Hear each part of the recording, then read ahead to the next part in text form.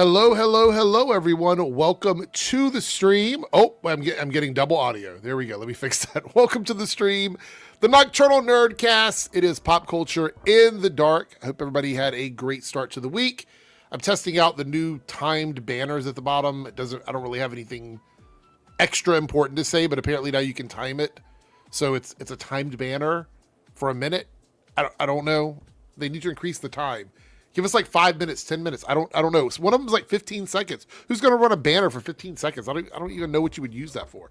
Anyway, so it's going to run for a little bit more and then it'll be done. Let me turn off the QR code up here.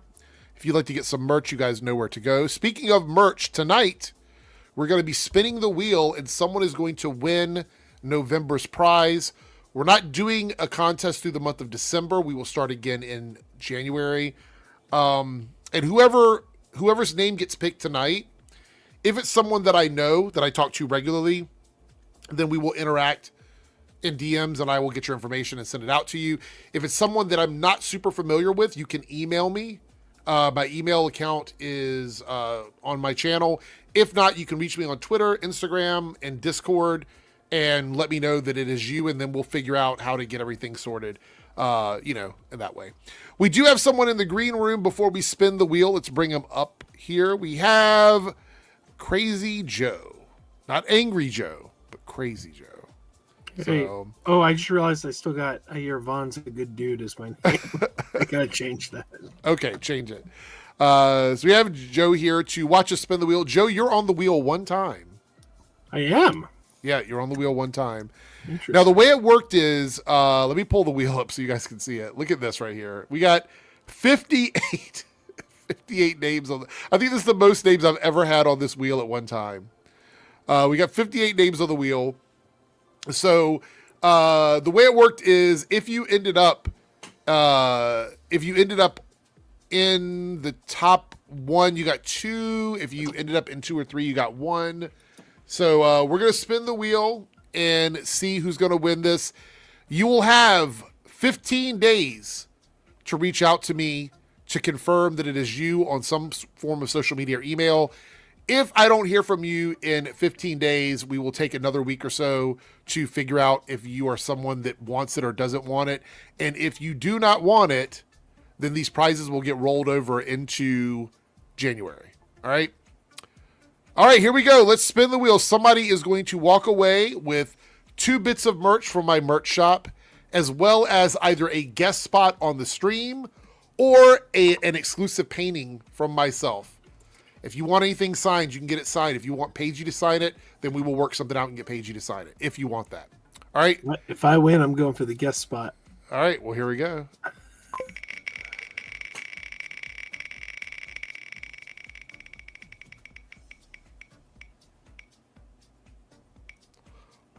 Oh my lord!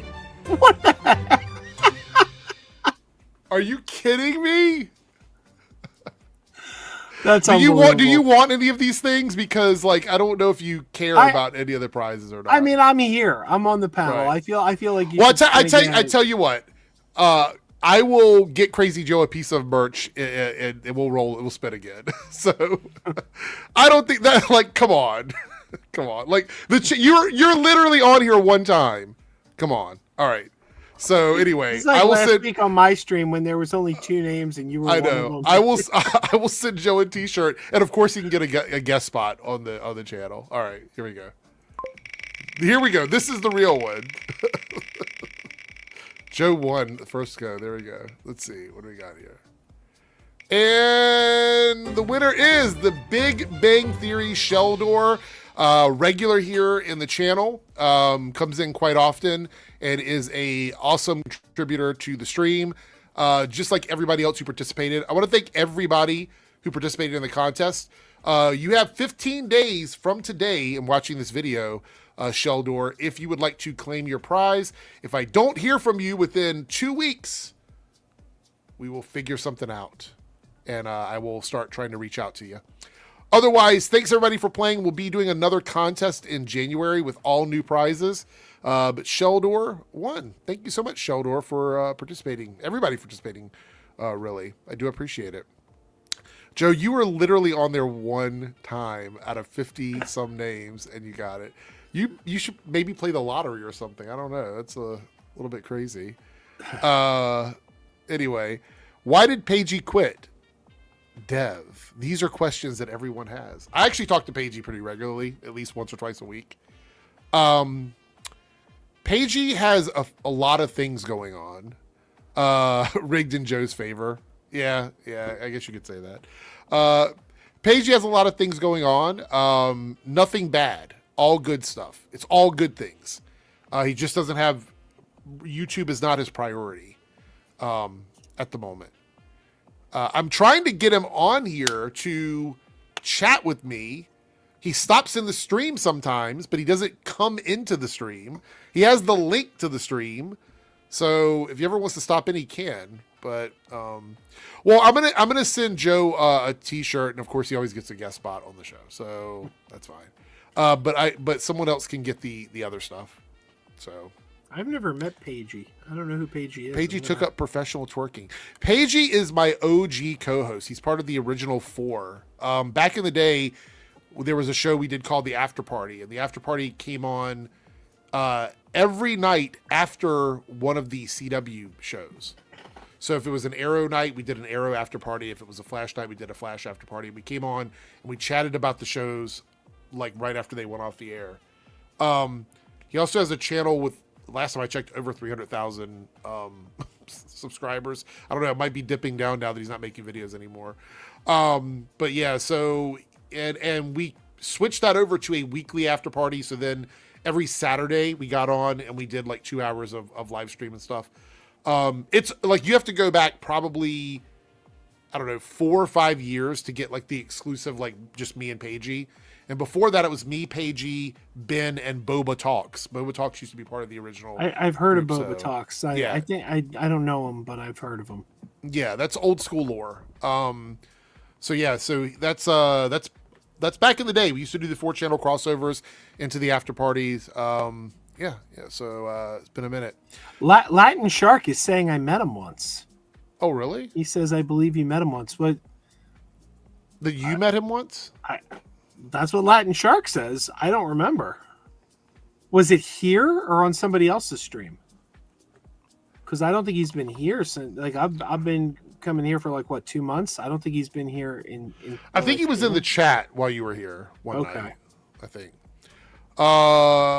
Mari here says, hi, Eric. I love that you're still doing content. I haven't watched for a while, but I used to be a big watcher back in 2019, 2020. I don't remember. Haha. I remember watching Paigey since the 9th grade.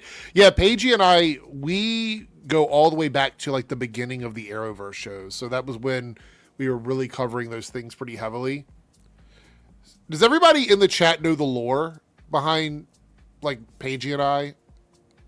I don't think everybody knows. So I was making Arrowverse videos. Paigey was making Arrowverse videos. Pretty much a lot of people back in the day were doing that because the CW had multiple shows on at one time, you know, each week. So a lot of people were talking about them. And Paigey gave me a shout out in one of his videos. He's like, oh, go check out his videos. He does a weekly video about the Arrowverse stuff. And so I made a video thanking him, and then we got in touch with each other on social media, and then the rest is pretty much history. So that is the deep Paigey lore there. I'm just curious. You and I have never talked about this before, but I get a sense. I want to see if I'm right. Are you more of a DC guy than a Marvel guy? No. Really? I'm actually the other way around. Look, by the way, this thing at the bottom was supposed to stop after 1 minute. It didn't work? No, it didn't work. So back to the drawing board, StreamYard. Yep. Another what is it, beta tester thing or whatever. No, I'm much more of a Marvel guy, but very specifically my favorite DC characters are the Flash characters. Like those are the ones I love the most. Okay. So I did not watch season 1 of Arrow live. I watched it when it came to Netflix, and then I started watching the Flash live on the CW. So that was my first live show that I was doing like weekly videos on. But I started reading comics, you know, back in the 80s, and, you know, I remember as a kid in the 70s, like my mom would bring home comics. I remember looking through them, not necessarily reading them, because you and I are the same age, so I wasn't reading them really back then, but I was like going through and looking at the pictures and stuff. But I remember reading them in the 80s, and they were almost exclusively Marvel comic books. They weren't DC comics. I didn't buy my first DC comic until the mid to late 80s, and it was all Flash stuff that I was buying back then. See, I was the opposite. I liked Marvel too, but I was always more of a DC guy. And I always attribute that to the fact that my gateway into comics was the Super Friends cartoon, Christopher Reeve Superman movies, and the weekday reruns of Adam West as Batman. And whereas, it was like the media exposure to those characters kind of is what made me pick up the books. Whereas with Marvel, all that I was getting from the media was Incredible Hulk and Spider-Man and His Amazing Friends. Right. That makes sense. No, my actual first love in comic books were X-Men. Like, I pretty much collected X-Men exclusively for almost half a decade before I ever touched anything else. I just didn't really care about anything else. The first comics that I really got into were Chris Claremont's X-Men, when they did the reboot in the 70s, and I remember reading the Phoenix and Dark Phoenix saga. So then I went back and read Classic X-Men, which was the reprints of the original run with the Art Adam covers, which I really loved back in the day. So, yeah. And I loved all the cartoons, too. My actual, like, in terms of, like, the media, I actually prefer DC cartoons to Marvel cartoons for the most part. I think the 90s era with like the Batman and Superman, Justice League, all of those cartoons, to me were some of the best cartoons. It took Marvel a while to get good. I think there was a couple Spider-Man cartoons in the 90s that were good, but for the most part, even in the DC AU, which is the animated film universe they had in the 2000s, I think they were superior to most of the stuff that Marvel was doing at the time, to be honest. So. Yeah, I know people have an intense love of the 90s X-Men, but like I didn't like it. Right. In part because it was airing at the same time as Batman the Animated Series, and I'm looking at what DC's doing with Batman, and it was all so stylized, and it was like it looked like they really took the animation to the next level. And then when in comparison, X-Men I thought looked so subpar. So I don't have that nostalgia for X-Men. A lot of people have. Jake is shaking his head already because he's an X-Men lover. So welcome, Jake. Favorite animated show of all time. I like the consistency that DC had in its TV stuff and its movie stuff for a while. Obviously, that's kind of gone away now. I feel like it's back though. A little bit. But I'm a gun nut. Hashtag gun nut. I don't even know if I would say it was fully consistent back then. Yeah, possibly. See, me and Serenity are on the same page here. This is why we get along. All right, we got some super chats here. Let's check these out. From Naruto, it says $5 super chat. Wednesday night, I was up till 1 a.m. watching Stranger Things. I'm going to talk about Stranger Things and my thoughts on the first episodes without spoiling it in this stream. I have a lot to say about the show, but I won't give away the cliffhanger for the fourth episode. But I have a lot I want to say about it for anybody that's curious. But we'll get into that in a bit. $2 super chat here from Naruto. People think Paige is either dead or in jail. He's neither. Well, I can't confirm that he's not in jail. Maybe in Australia they let you have access to the internet in jail. I don't know. But unless I'm talking to a ghost, he is not dead. I could be. It's possible. I guess that's in the realm of possibility. Yeah. We got a $9.99 super chat from Togi Free. Says, Cosmic Book News is the worst site. Keeps egging on Snyder Bros. The head writer has a grudge against Gunn since Gunn called him out 10 years ago for sharing phone numbers and doxing. Screw the Chads. I mean, they might be the worst site now. I mean, we got this covered, held that title for a while. Yeah, there's a lot of really bad ones. I feel like we got this covered fell off, though. Like, I don't see them being shared anymore. Like, I don't remember the last time I saw them being shared. Like, for a while there, people were sharing their articles like, hey, this is legit. And you'd be like, no, it's not. Do you think it's because people realized they were fake? Maybe. And I hope I'm doing I hope I'm getting the word out on Cosmic Book News because I keep literally responding to all of his posts. With The memes. one guy that runs it also has a YouTube channel, I think, and he does like shorts where he just kind of talks shit about stuff all the time.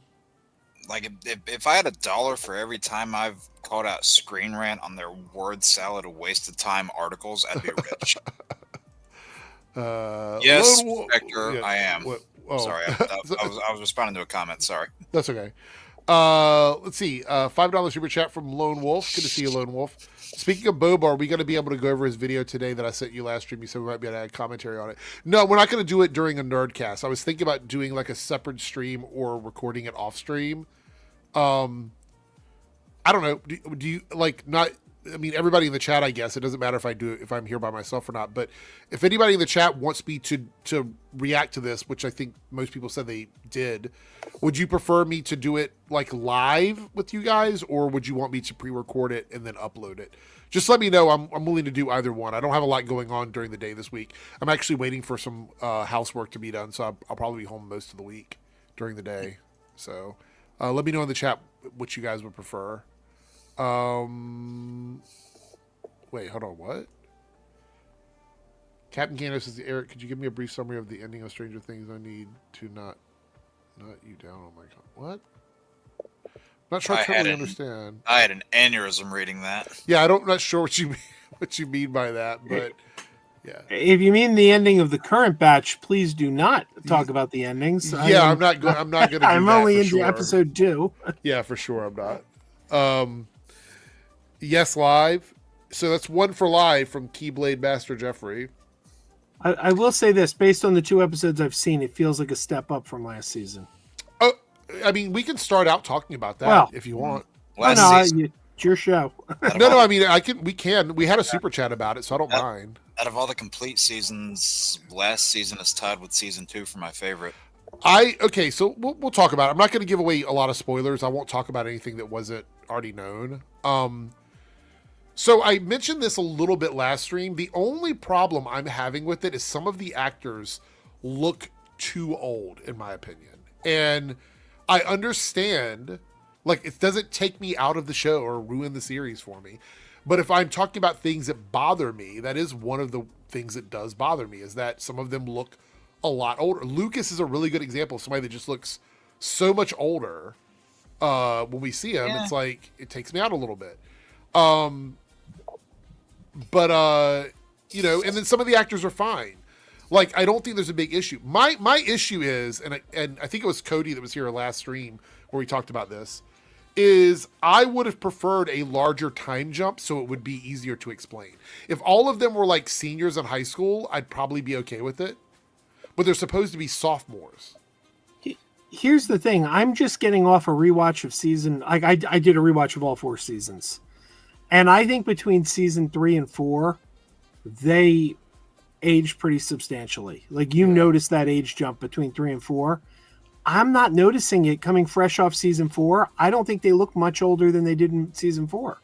Yeah, I just think it's the fact that they look older, but in school they've only progressed a couple of days. You know what I mean? That's the issue I'm having. I mean, 3 years doesn't make that big of a difference between 20 and 23, but between 17 and 20, it's a big jump. Yeah. My thing is that I believe the time jump that we got between 4 and 5, and chat, correct me if I'm wrong, because you guys love to do that. I think it's like 18 months is what they said. It's like right under a 2-year time jump. I think. So I would say they're probably either like sophomores or early juniors in high school, 11th graders. I mean, if I've said this once, I've said it a dozen times, but nothing fits the 80s more than having people 20 plus play high schoolers. So yeah, and I wouldn't have an issue with that if they always looked this way, but they didn't for me. You know what I mean? Like you go back and you watch and they didn't always look this way. But look, that is a nitpick. Like, but to be fair though, in the first couple seasons, I don't think they were in high school, right? Like obviously Steve Harrington and Jonathan, they were in high school, but the other kids were middle school. Well, I don't know if it was confirmed, but I would assume so. Yes, I think they were in like 7th grade. Maybe, but the shows, but this. Okay, so this brings me I'm going to talk about a different show here only because it is sort of relevant. Did you guys ever watch The Goldbergs? Yeah. Stuck with it longer than I should have, but yeah. I agree. My biggest issue with The Goldbergs is the show went on long enough that it should have been out of the 80s at a certain point, and it never left the 80s, right? So my issue with Stranger Things isn't that the characters get older, because that's what happens. People get older. It's that the show did not jump in a way that feels fulfilling to me for the age of the characters and where they are. Yeah, because that show went on. That's for like my 10 issue, seasons, didn't it? Huh? Because that show went on for like 10 seasons, didn't it? But Yes, and they eventually, by the end, like the last season that I watched, I don't remember if it was the last season or not, but the last time I watched it, it was like the Beverly show, and I just was like, I like her, but I can't keep watching it at that point. Yeah, I bowed out around like 4 or 5. to be fair, though, that show kind of made a joke of it because they always said it's 1980 something. Yeah. And it was basically like you put the 80s in a blender. Like there was no timeline that made any sense. Yeah. Like one week, like they'd be a fan of Alf, and then the next week they'd be going to see Poltergeist, and it's like, well, that happened before it. Like it didn't make any sense. No. That's true, but I also feel like the characters, the kids were getting older. They just kind of got stuck in the 80s, and I didn't like that. Yeah, then they did that spin-off set in the 90s. That was not good. Yeah, after they did the whole like basically the weird science episode where Adam tried to give Barry that perfect girlfriend, I'm like, okay, this is just too stupid. So that's where I bowed out. I understand. I saw a Robert Downey Jr. movie that did this concept better. I understand why they got rid of Jeff from the show. I get it. Like, I don't necessarily know all of the 100% all the behind the scenes stuff other than what we've heard, but I understand why things went the way they did. But for me, it ruined the dynamic of the show. They also ruined their own canon, like their own internal continuity, because they had done that spin-off set in the 90s, and he was still alive in the 90s on the spin-off, and then they killed him off on the main show in the 80s. Yeah. You know, you could have had him still be like, you could have just not had him on camera, like Dad's at work. You know what I mean? Like, Jason the joke could have been that we never see him. You know what I mean? That could have been the joke, that he's just never around. Jason Harris got a point. That's one of the better things about like. Simpsons. Simpsons is a really good example of this. Like, you don't have to see the characters age up, so they can go for however long. So for me, in live action shows, I think you have to address it, and it just has to be some sort of acknowledgement. Yeah. And I feel like both Goldbergs and Stranger Things for me didn't do that. But look, let's talk about some of the good stuff. I think that this season is very interesting. We got 4 episodes. I don't think there was any real downtime. It didn't really drag for me at any point. I think all the characters have a very clear story on what they're supposed to be doing. We had some really cool callbacks to previous seasons. Without spoiling it, there's a huge callback at the end that will make you go, oh shit.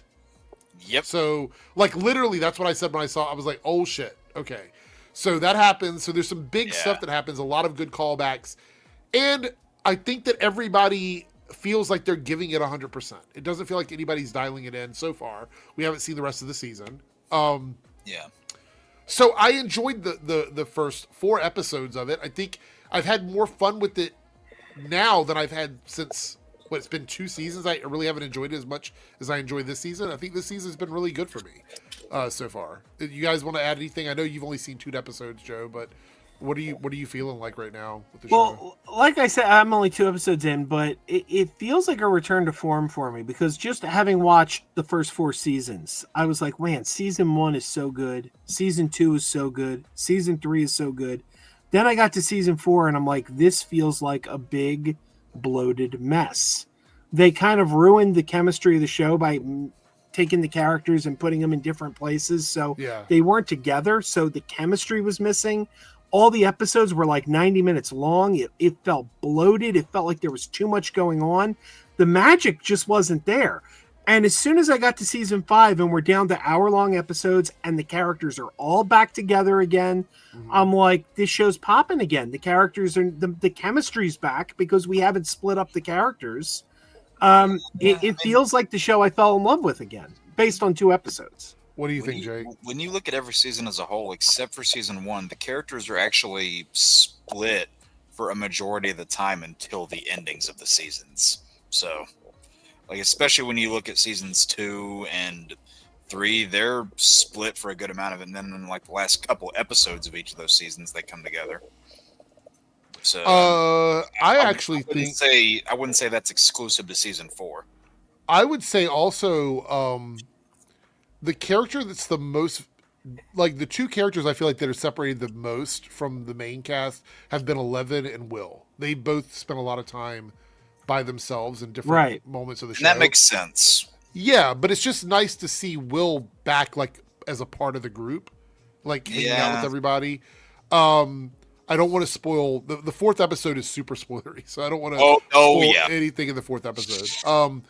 But 11, I see some people complaining about 11. I'm like, this is how she acts. Like Millie Bobby Brown knows how to be this character. Like this is a character that she totally understands. And so I will say the only issues that I had, not with this season, but with the character progression, you saw like in season 1, whenever she uses her abilities to, like, what does she do? Like break that one bully's arm and like makes him piss himself or something. I can't. Oh yeah. In a minute, but like with that, like people are cheering. They're like, "Oh hey you!" Like we have a superpowered friend. Blah blah blah, whatever. And then you get to season 4. This one girl's being a total bitch towards her and like saying, "Hey, like your dad's not all that, whatever." And then she like smashes her face in with a skate. And then everyone flips around. They're like, wait, no, what are you doing? You can't do that. It's like, which way, guys? Come on. Yeah. I think, look, unless they shit the bed on this one, I feel like this season's probably going to be pretty good. I know they have a lot. I don't know. Do you guys remember Lost? The show Lost? Yeah. Yep. I have a feeling we're going to have, if they don't nail it 100%, we're going to end up with another Lost situation where people are going to be mad about the way that. No, I'm kidding. People are going to be mad about the way it is. Does anybody else? Are either of you concerned about that? I feel like that we could be heading in that direction with Stranger Things if they don't tie up all the loose ends. Well, I love the finale of Lost, so my attitude is as long as I'm happy, I don't care if anyone else complains about it. Jake, did you like Lost? Did you like the way it ends? Did I like the show? Yes. Did I like the way it ended? No. I had a feeling. That's why I asked that question. I had a feeling. There's some people who argue about, like, and I don't want to go too far off on this because we're still talking about Stranger Things, but they argue about like what actually happened at the end of Lost, like what we were actually witnessing. Put it this way: I was less upset with the ending of Lost than I was with the ending of Game of Thrones. Okay, well, there's that. Joe, did you like the end of Game of Thrones? I bailed on Game of Thrones after season 3. I gotta say, Larry Kordowitz is in the chat. Good to see you, Larry. Oh, there you go. Hey, Larry. No, I bailed on Game of Thrones way early. Two things. There's two things with Game of Thrones. Number one, I love science fiction. I love horror. I love superheroes. Like I love a lot of these nerdy genres. Fantasy never really been my thing. Right. That said, I gave Game of Thrones a good try. I'm like, I got in about 3 or 4 seasons. And frankly, they took too long between seasons. And every year they would come back, when they would come back with a new season, the new season would start. And I'd be like, I don't remember who half these people are. What is the longest break between seasons of Stranger Things? I think it's this one. Which is what, 3 years? Close to 3.5. So this break and the season 3 to 4 break are about the same time. Right.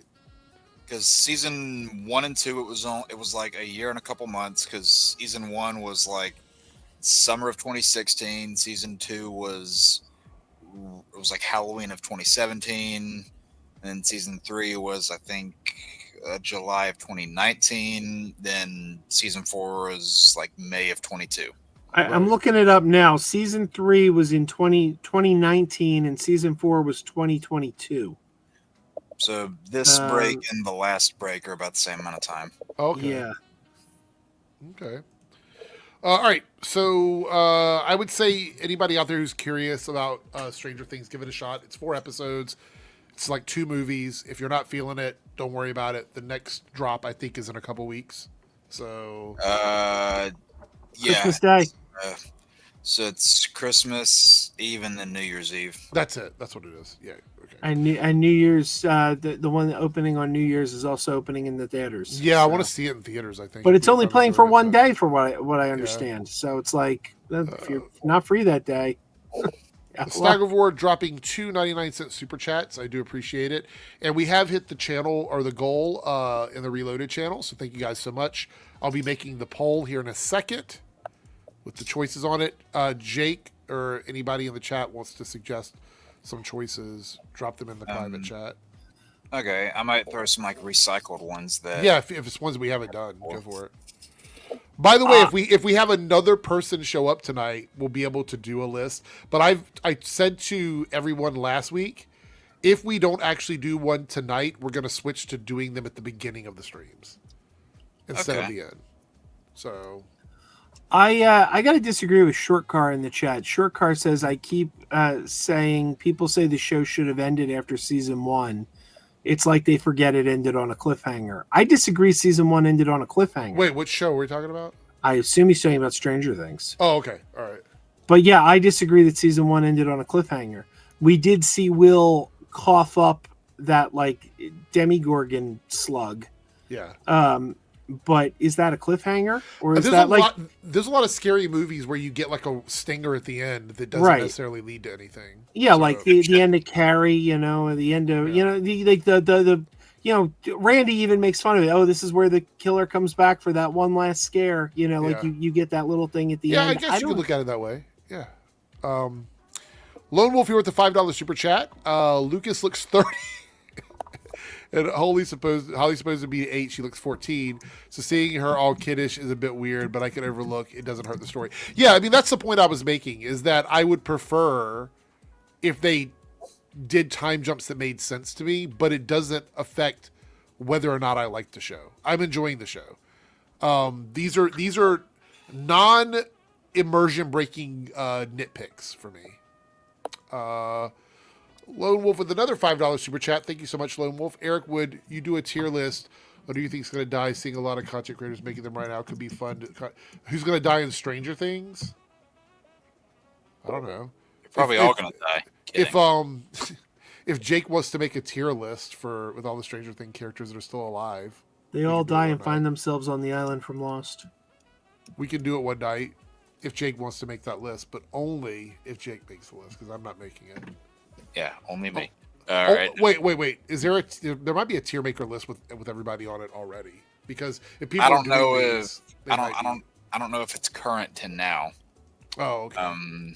Yeah, I just sent you a few things in private chat, just some things to recycle. Yeah, I'm- we'll do some of those. Yeah, I don't know. I'm seriously looking forward to like this next drop of. No, Siri, damn it, leave me alone. Sorry, I said that and my thing went off. I'm looking forward to this next drop. I definitely am. I will say, I'm not going to say which one, but I will say one of my predictions for this season came true already. Oh, well, don't spoil it yet. I'm not saying it.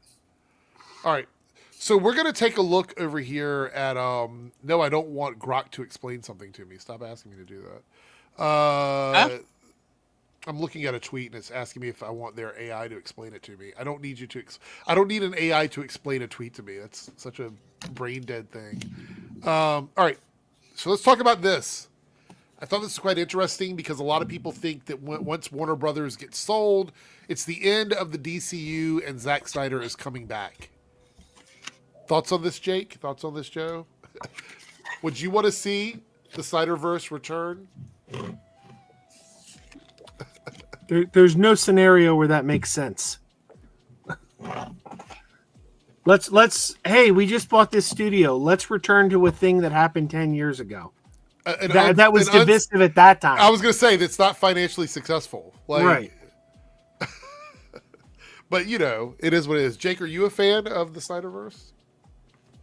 There were things I liked and things I didn't. I'm not going to say I was full one way or the other. People have tried to put me in the box of, oh, you're on Gunn side, or you're on Snyder side. People have tried to put me in one box or the other for years, and they're going to continue failing because things I disagree with Snyder on, things I disagree with Gunn on. So let's read. What does the chat say here? Where is it at? Hashtag Snyderverse is dead from Chris. Dalton says the Snyderverse is just like Jesus any day now. Well, it only took Jesus 3 days. Larry here says, I'm a proud Snyder bro, but Joe is correct. But see, here's the thing. I keep seeing this new thing where the Snyder Bros, and I'm not counting people like Larry, who's just a fan and not a crazy person. Yeah. But the Snyder Bros have been trying to spin this thing that there's toxicity from gun fans.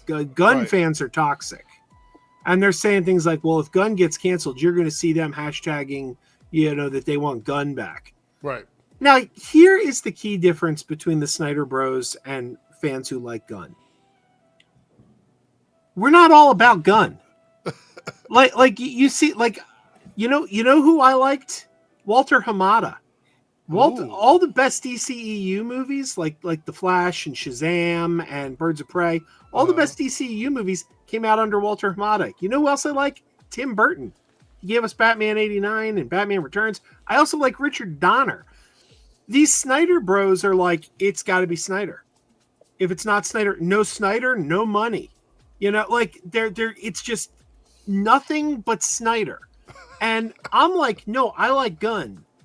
But I also but like Joe, it's also specifically Snyder DC stuff, like not Snyder stuff, like not That's Rebel the thing. Moon. Whenever you run into these people that claim to be Snyder fans, whenever you try to talk about one aspect of his filmography or his work that is not DC related or specifically Superman related, people will steer the conversation all the way back. Like whenever I tried to talk about people, you have any idea how frustrating it was when Army of the Dead came out and I was trying to have conversations about that movie and they're like, oh, when are he and Henry Cavill coming back to do Man of Steel 2? It was so damn frustrating. And whenever you try to talk to them about something like, Twilight of the Gods, Army of the Dead, The Last Photograph that's filming right now, they always twist their way. And onto the Gun side of things, I'm not saying this applies to everybody who likes Gun. I know it doesn't. But I could not tell you the amount of people that I've seen out there that, they are, so the toxic Gun fans, and I'm not saying this is every Gun fan, but there are toxic ones out there, they will respond to either, Zach's recent Instagram post where he just posts a picture from something he filmed, which is a normal thing to do as a filmmaker. They do it all the time. And he's just posting from things that he shot, and people will not necessarily say this to him directly, but will just bash in the face of the people who do like Snyder's projects and say, his universe is dead. You need to move on. You need to let it go. It's like, you guys are the ones not letting it go. You guys are the ones telling him to move on when you guys are the ones stuck in the past and just continuing to harp on the same thing over and over when it's old as a fucking mummy by now. So it's really getting on my nerves. Sorry, ran over. That's okay. Joe, going back to what you were saying, do you think it's specifically Snyder as a director, or does it have something to do with his connection to DC? Because we're seeing he doesn't support, these people don't support other projects. They don't support Zack Snyder. They only care about his DC stuff. Like when he was trying to get Rebel Moon going, they didn't want to hear about Rebel Moon. Some of them did, but the majority, they didn't give two craps about Rebel Moon. They were all like, oh yeah, this is great. He's making Rebel Moon at Netflix. So now Netflix can buy the Snyderverse and give us DC stuff. It's like, it's insane. It's like they got a one-track mind. It's all they think. And this is why I say, when I say that there's not toxic Gun fans, because the people who like Gun just like varied artists, different people making DC. We're not saying it's got to be, there's only one guy. Because remember that before Gunn got hired, there was a guy they were talking about named Dan Lin. Mm-hmm. Now, I'm not too familiar with him, but when I was reading about him, I'm like, he sounds pretty good. I would have been happy with him based on what I read. And if we're going, because obviously Gunn did Suicide Squad under the DCEU. If we look at other filmmakers in the DCEU, if they said we were going to turn it over to James Wan, I would have been okay with that. I like James Wan. It's like, it's not just like it's got to be this guy or no one else. Right. Whereas that's what I see from the Snyder. One of their hashtags is no Snyder, no money. Is that really? Yeah, that's what like I know the harsh critics. That's one of the ones he uses. A lot of people All don't right. realize Snyder didn't want to, be like the head of a long 10-year franchise plan. He had a 5-film vision, and that was the extent of it. People were pushing for things that he wasn't even doing because they think they know better and they don't. All right, so since we reached our goal in the Reloaded channel, these are your top 4 choices on the poll, and here they go. Top 5 comic book castings with wasted potential. So that would be like movies and TV shows, right? Is that what you're Yep. saying? Yep. Okay. Top 5 standout scenes from comic book / superhero movies. Top 5 worst comic book costumes of all time. And top 5 non-Disney animated films. So when you're talking worst comic book costumes, is that just in the comic books or in any form of media? It's in the comic book specifically. Okay. So like a comic book costume that you've seen over the years that you're like, that's awful. It's ugly. I would piss some people off with that. All right, so let's read what they got to say here. This is from Forbes in regards to the Snyderverse and all this other stuff here. No matter who buys WBD, the DCU will remain. Any changes a buyer wanted to implement would likely fall within a narrow range, but I think the primary DCU plans will remain as is. Gunn's Superman is the most popular superhero film of 2025, with a box office result at least 40% or more higher than any of the previous 9 DCEU films from the past 8 years. It beat all 3 Marvel Studio releases this year. Superman also earned universal critical acclaim and high audience scores, as well as strong streaming numbers and home entertainment sales and rentals. The film will have generated significantly more than $100 million in profits and approaching $150 million globally when all said and done this year. It's not a failure, and it didn't underperform. It was widely beloved by mainstream audiences and most fans, and no amount of resentment or wishes or lies will change those facts. Whoever buys WBD or WB post-split should keep James Gunn and Peter Safran as co-CEOs of DC Studios and let them continue unimpeded in their plans for building up the DCU. And this is Mark Hughes over at Forbes. Thoughts on that? Makes sense.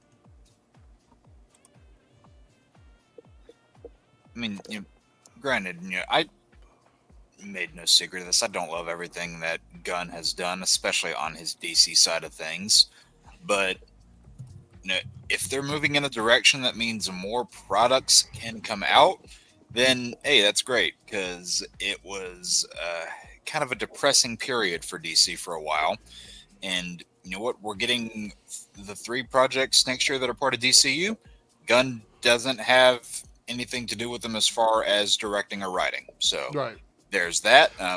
For some reason, I think people are still stuck with the assumption that he does have a creative role in those when he doesn't have a direct role in them. Like, it takes a quick Google search to find that out.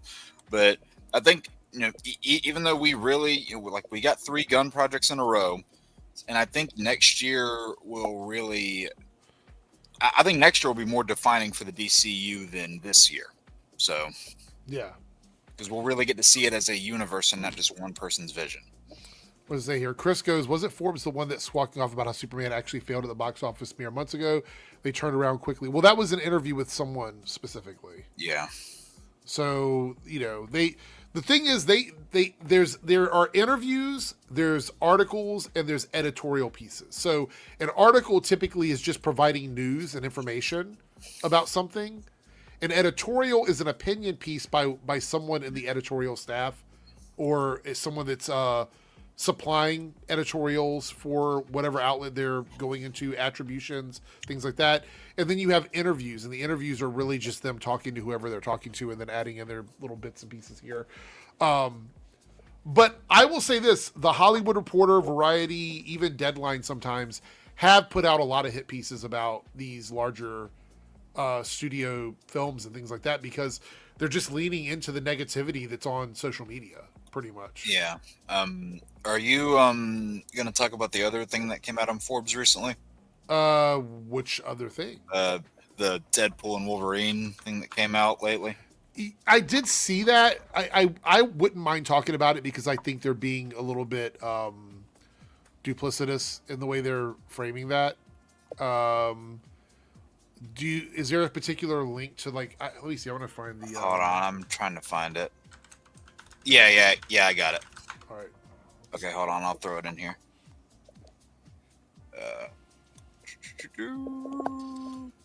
There we go. All right. Can I read this whole article? Is it going to make me sign up for an account? Good question. I don't know. All right. So, oh God, nothing drives me up the wall more than this current, like, fascination, obsession with like how much money a studio spends on a movie. I'll be quite honest. I'm really good at this because I understand. I've really done a lot of research on this. I understand how this works. They take advantage of the ignorance of the readers. I think some of the people that write these articles don't know as much as they think they know because they leave out stuff sometimes. And there's also people who just don't bother to read the fucking articles.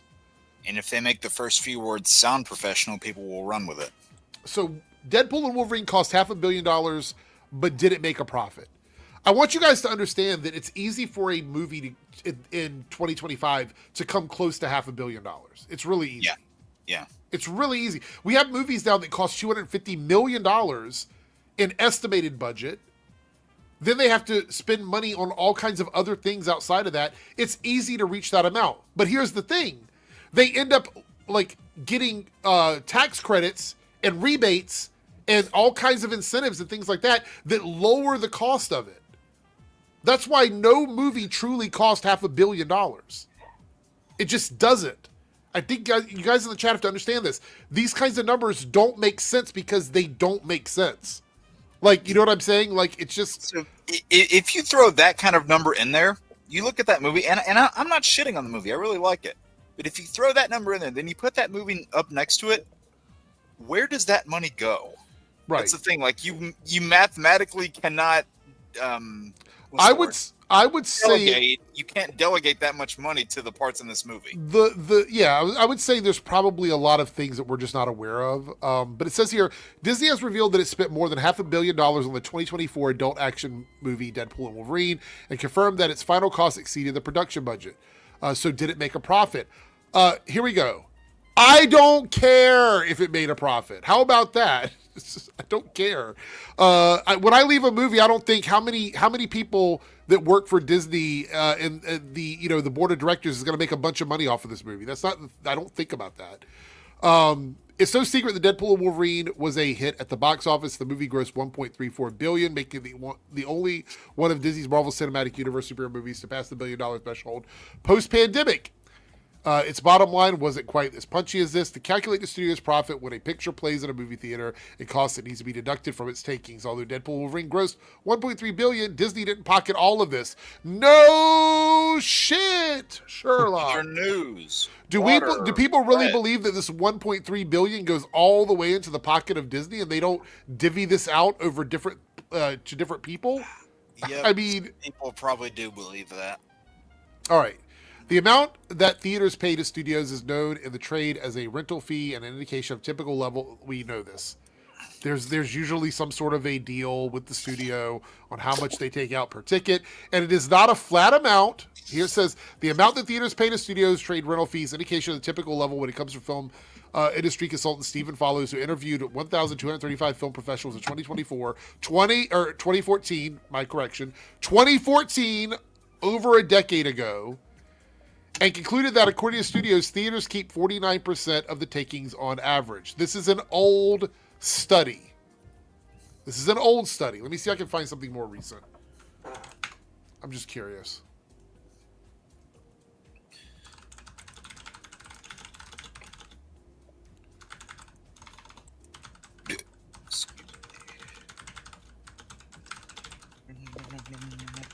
All right.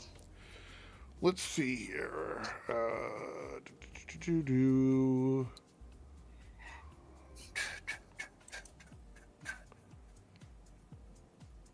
Okay, so it says here, according to... When was this article written? Let's see. Hold on, sorry. Okay, this is from 2025. Dark Skies. 2025 here. Movie theaters generally retain, and this is going back to this article, which is why it's such a standard thing, 40 to 50% of the gross ticket sales revenue. However, on opening weekend, most studios take 60 to 70% of the ticket revenue. And then after that, it drops down to 30 to 40% for the theaters after high traffic periods. That's why front-loaded movies, that's why opening weekend is extremely important for a lot of these studios. Yep. And Disney negotiates per movie. It says here, Disney is known to negotiate per film. So there is no standard number on this. So And this is a rule of thumb, and I consider rule of thumbs to be unreliable when it comes to stuff like this. Even if they have a strong opening weekend, that doesn't mean that there won't be a big second week drop. Yeah. The research lends weight to a widely established 50-50 split, which would get Deadpool or give Disney $670 million from Deadpool and Wolverine. This is magic math, right? This is magic math. This is somebody with their calculator using rule of thumb math. Deadpool and Wolverine stars Ryan blah blah blah blah blah, and okay. Ryan exactly who? how much, yeah, blah blah blah. Exactly how much Disney spent on Deadpool and Wolverine was laid bare in a recent report. All right, what is this report here? Report, huh? Report, you say? Oh, this is going back to that stupid. Oh my god. This is that stupid like fucking UK article where they talked about tax rebates. I guess the I just same fucking. bypassed that. Okay, hold on. The precise cost of movies made in the United States is usually a closely guarded secret as studios combine them in their overall expenses and don't break. Yes, I've said this before. Films, like marketing budgets and all that, get combined into quarterly statements. So it's really hard to determine exactly how much they cost. Movies made in the United Kingdom are a different story, and Deadpool and Wolverine was one of them. The movie was largely shot in Pinewood Studios, just outside London, and a local quarry doubling for the dusty dystopian void where the title characters met long-lost MCU stars. The filming location shines spotlight on the cost. Film in the UK has a magic touch. Movie budgets, the government reimburses studios up to 25.5% of the money spent in the country. Let's see here. So it was a tax credit, but now it's counted as revenue. The key condition of receiving is at least 10% of the core cost of the production have to be incurred in the UK in order to demonstrate to the authorities. Let's see here. I'm just going to kind of skim through this because it's a lot of words. A lot of words. Words, stuff, vaping. The Disney subsidiary behind Deadpool and Wolverine is called Richmond Street Productions UK, apparently in a nod to the movie cinematographer George Richmond. Its latest financial statements show that by October 31st, 2024, 3 months after the movie debut, Disney had spent a staggering $533.7 million on making one of the top 10 most expensive films. So my question is, did they spend this or was it in pounds? You know what I mean? Exactly clarified. Yeah. Filming was heavily disrupted in the actors and writers strike in 2023. So they saved $104.7 million in tax credits. Brought it down to $429 million.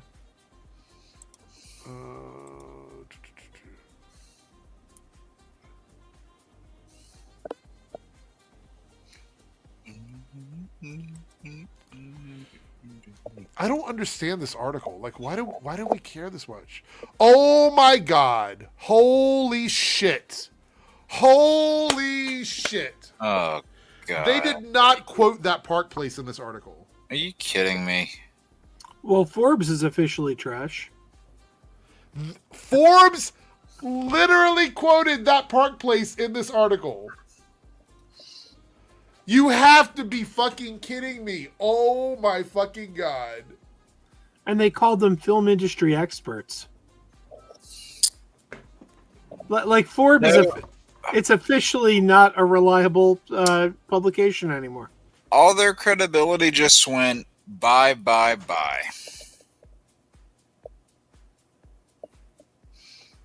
Yep, Eric checked out.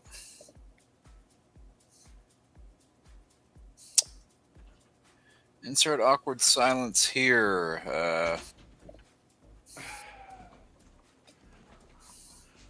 I had to step out for a minute. Holy shit. I thought you wanted to just do the Tyrone Magnus maneuver where you walk into the shot after it's already shooting. Oh my god. Nope. I can't tell you how my brain hurts right now. This is what happens when Eric has a major malfunction. Okay. If you've got a moment, who wrote this article? It was Christine something, right? Or Yeah, let's scroll up here. Can, Caroline Reed. Caroline. A senior contributor. Can we see like what else she's written? Because I'm going to.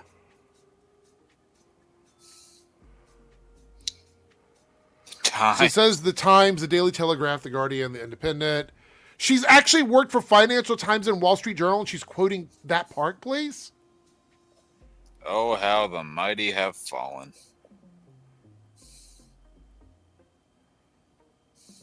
So, okay, so she's got a hard on for, like, going after Disney, right? Let's look at these articles. Did she just write the Disney park that hasn't built a new rides in decades?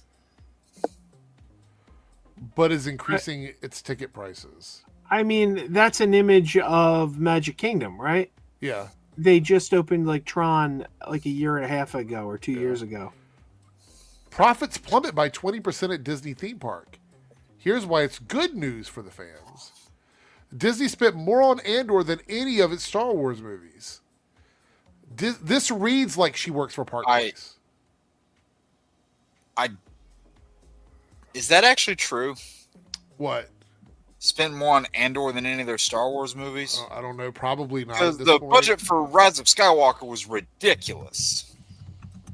Disney revealed today that it spent $60.5 million on Star Wars streaming series Andor in 2024. Wait.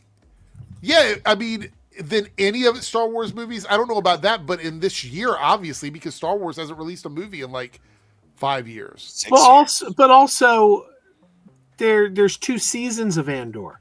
Yeah. And how many episodes of Andor? You're talking about 2 seasons of television compared to 1 movie. I'm not surprised by that at all. Of course, the show over the course of 2 years is going to cost more. Yeah, it says Andor in 2024 ahead of the debut of its second season in April, giving the show a total of $705.5 million. So yeah, the series as a whole. Like not one season. So like 20 was this 20 was there 12 episodes a season, was it? Or I think it was 12, maybe a little less. But we're talking roughly 24 hours of television. So if they were going with just season 1, this would have probably been false. This is very deceptive. Disney's theme park claims endowed as summer season revenue repeatedly hits year-long low.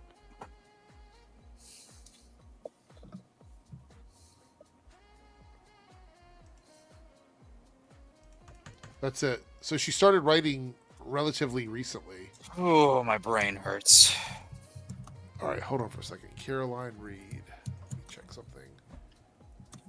Caroline Reed makes me not want to read.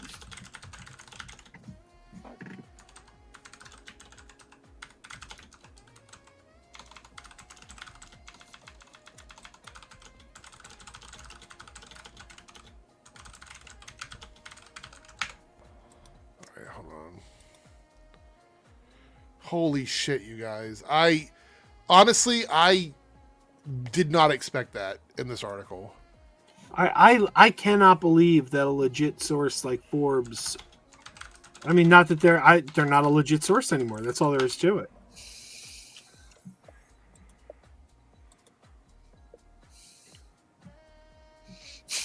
Jesus, Chris.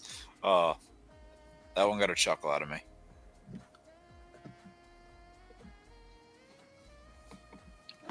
Are you scrolling through the rest of this, Eric? Because all we're seeing is her face. Yeah, I'm not, but yeah, you're right. Let me move that down.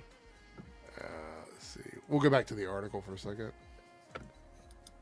Hold on. I'm just double checking like any information on her.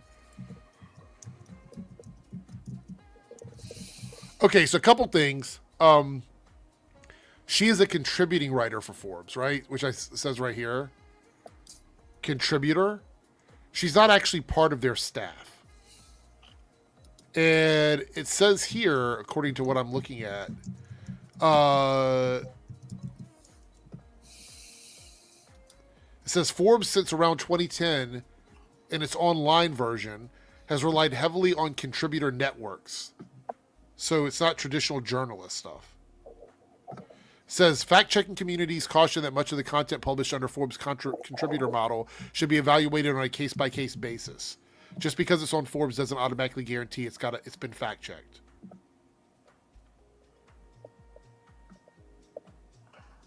Okay. I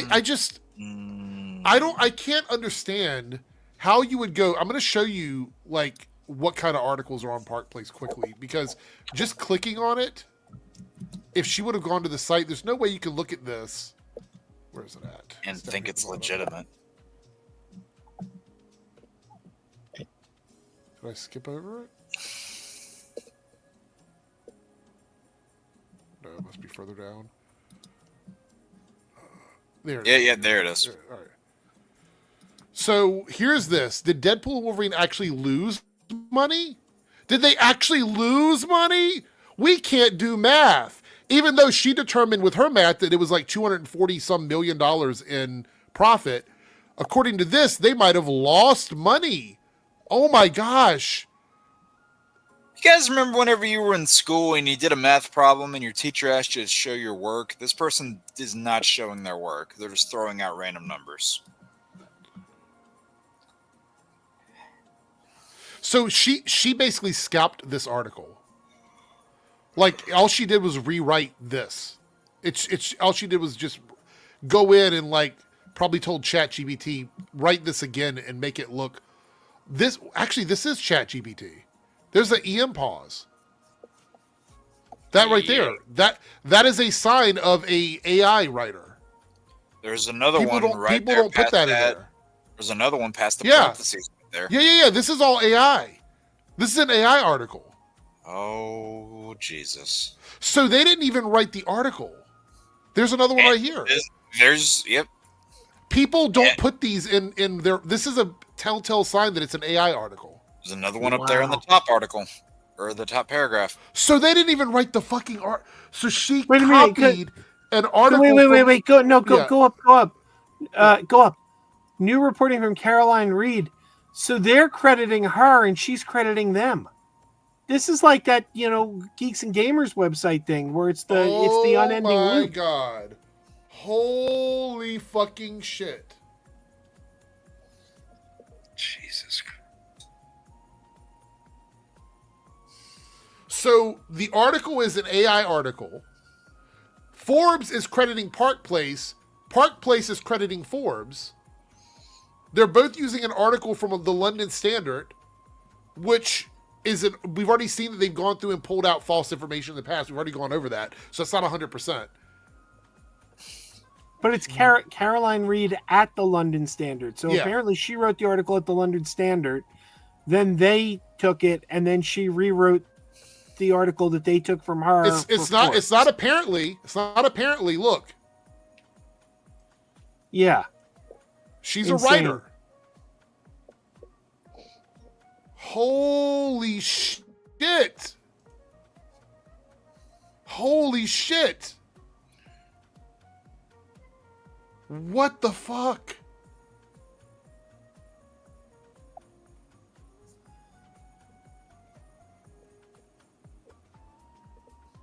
This is just sad. I'm speechless. My brain hurts. So Caroline wrote this article for the Standard and then went to Forbes over here and wrote this article, which is just a copy of a credited article over here on that Park Place that was written with AI that credits the other two articles.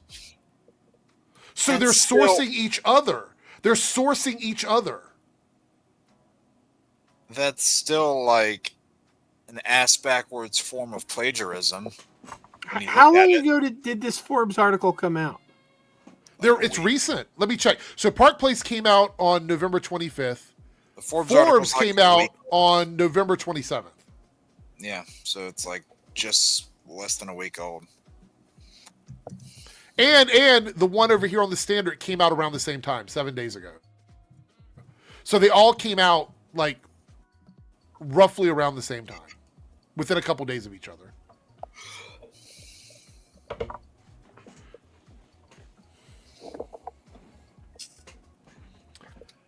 Oh, by the way, I was looking for it on X, and Rob Liefeld has quoted the Forbes article and calls it fantastic reporting.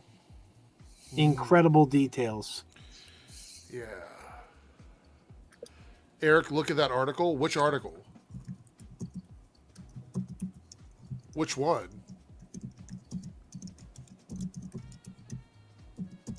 We're looking at 3 different ones.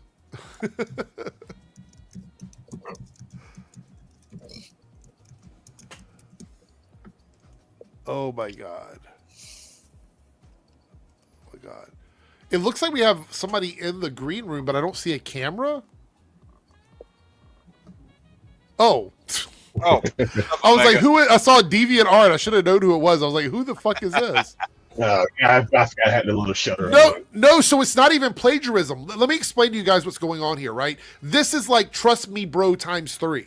So what it is Caroline Reed wrote something for one of these places first. And then whoever that other guy is from that Park Place, I didn't even see his name, who made the article with AI, used her as a source. And then she went to Forbes and used that Park Place as the source from information that she provided because she knew she couldn't source herself. Right? She couldn't say like, oh, well, the only source is an article that I wrote. She had to use something else. So she used that Park Place. That Park Place used her. Yep. So essentially, this is her being like, trust me, bro. Yep. It's just a circle. It doesn't have a beginning point.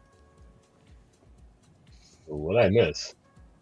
So this article about Deadpool and Wolverine is kind of, I mean, I don't think it's necessarily spreading 100% fake information, but I think it's being a little misleading in what it's doing because it's using rule of thumb on cost of tickets and stuff like that. So it's it doesn't talk about like all the tax credits they get other places, rebates they get on advertising. There's a lot of things they leave out of this. So it's kind of a Trust Me Bro article about how much money the movie made, which I don't give a fuck about. But the writer of this article here sourced another website, right?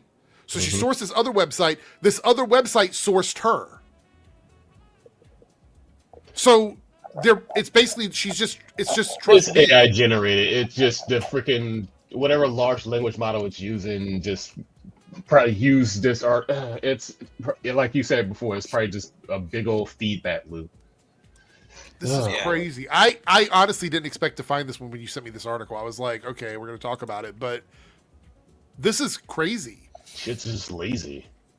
This is so deceptive. I don't even know what the These fuck. people are allowed to keep their jobs. Well, I mean, to be fair, we don't know if Caroline Reed is a real person. It probably isn't.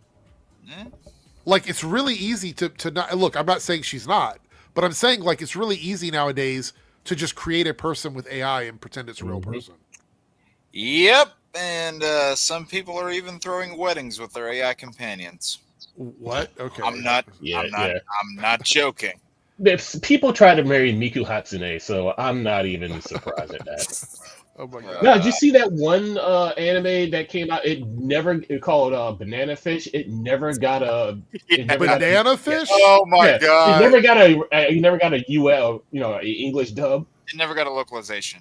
Yeah. So Amazon in their infinite wisdom put the localization and the translation as through an AI. It is so ass. Yeah. It is terrible. Like it sounds like someone's reading off of a freaking like it doesn't sound like someone's trying to act. It just sounds like someone's just reading the script. Oh. Yep. Yeah. All right, so let's answer some super chats here. Where do we stop at here? Oh, Big Bang Sheldor is in the house. Good to see you. $5 super chat. Who would win in a fight between Pennywise and the Joker? Pennywise. Pennywise is an actual demon. Yeah, it's like Pennywise a is cosmic entity. Joker would lose immediately. Listen, if Pennywise goes up against the Joker, then he's going to meet a worse, like, Joker's going to meet a worse fate than Arthur Fleck at the end of Folie à Deux. Also, how good is TV these days? We have Fallout Season 2 and 2. I am excited for Fallout Season 2. 2 weeks, nice. Yeah, I'm excited for that. And how good is TV? I mean, it depends on what you're watching. We got Fallout coming out. We got Percy Jackson coming out. So I still need to get Netflix so I can watch Stranger Things season. What, oh my 5 God, it's so good. Yep. Yeah, here's pretty good. It's a damn shame what they did to Luke's headline, though. Yeah. I feel like every character in some season, every character gets the shit end of the stick with hairlines. Because happened to Will last season, and it's happened to Lucas now. Yeah. Space and Goats, a channel member for 1 month. Good to see you, Space and Goats. I hate AI for ruining EM Dash as a fanfic. Yeah, it's like people that write articles don't use that. Like writers don't write that way for like editorials and stuff like that.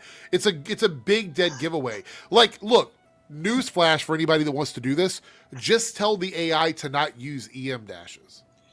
Yeah, That's all you have to do. Say, write something for me and don't use EM dashes, and it won't do it. Well, let's hope they don't get rid of them, because that way we know.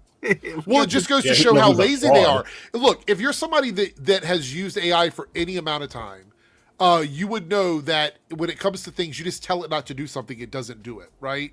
So all you have to do is tell it not to do that. But lazy people using AI that are just having them write the articles for them, just say, write this article based on this. They copy and paste. There's already been people that have found out articles are wrong that are made with AI because they have incorrect information in it. Yeah, I forgot what it was. I looked up something on Google, and the Google AI was just objectively wrong. It was wrong. You have to put negative AI to not get AI results. That you have to put like the dash AI. Yeah, it's like everyone thinks AI is this cure-all, fix everything thing, and it's like every computer. It is a computer. Like, look, but Space Ghost says, a computer is not smarter than the person who builds the computer. Just edit it out. That's what I'm saying is they're so lazy they don't. That's the part. Like it's even worse than someone using AI to help them write something. They're literally letting the AI write it, and they're just copy and pasting it. They're not even doing anything else with it. It's crazy. Here's what I was trying to say. AI is only as good as the information you feed it. You feed it bad information, it will give you bad information. I can't tell you the amount of times I've used the Google AI and it's been wrong. Oh, yeah. Just absolutely wrong. And not even like a little wrong, like completely very wrong. Yeah. Sheldor again with the $2 super chat. Thank you so much. Also, I'm watching, what is that? Star Trek? Stranger Things Season 5. ST is, it's an abbreviation for a lot of stuff.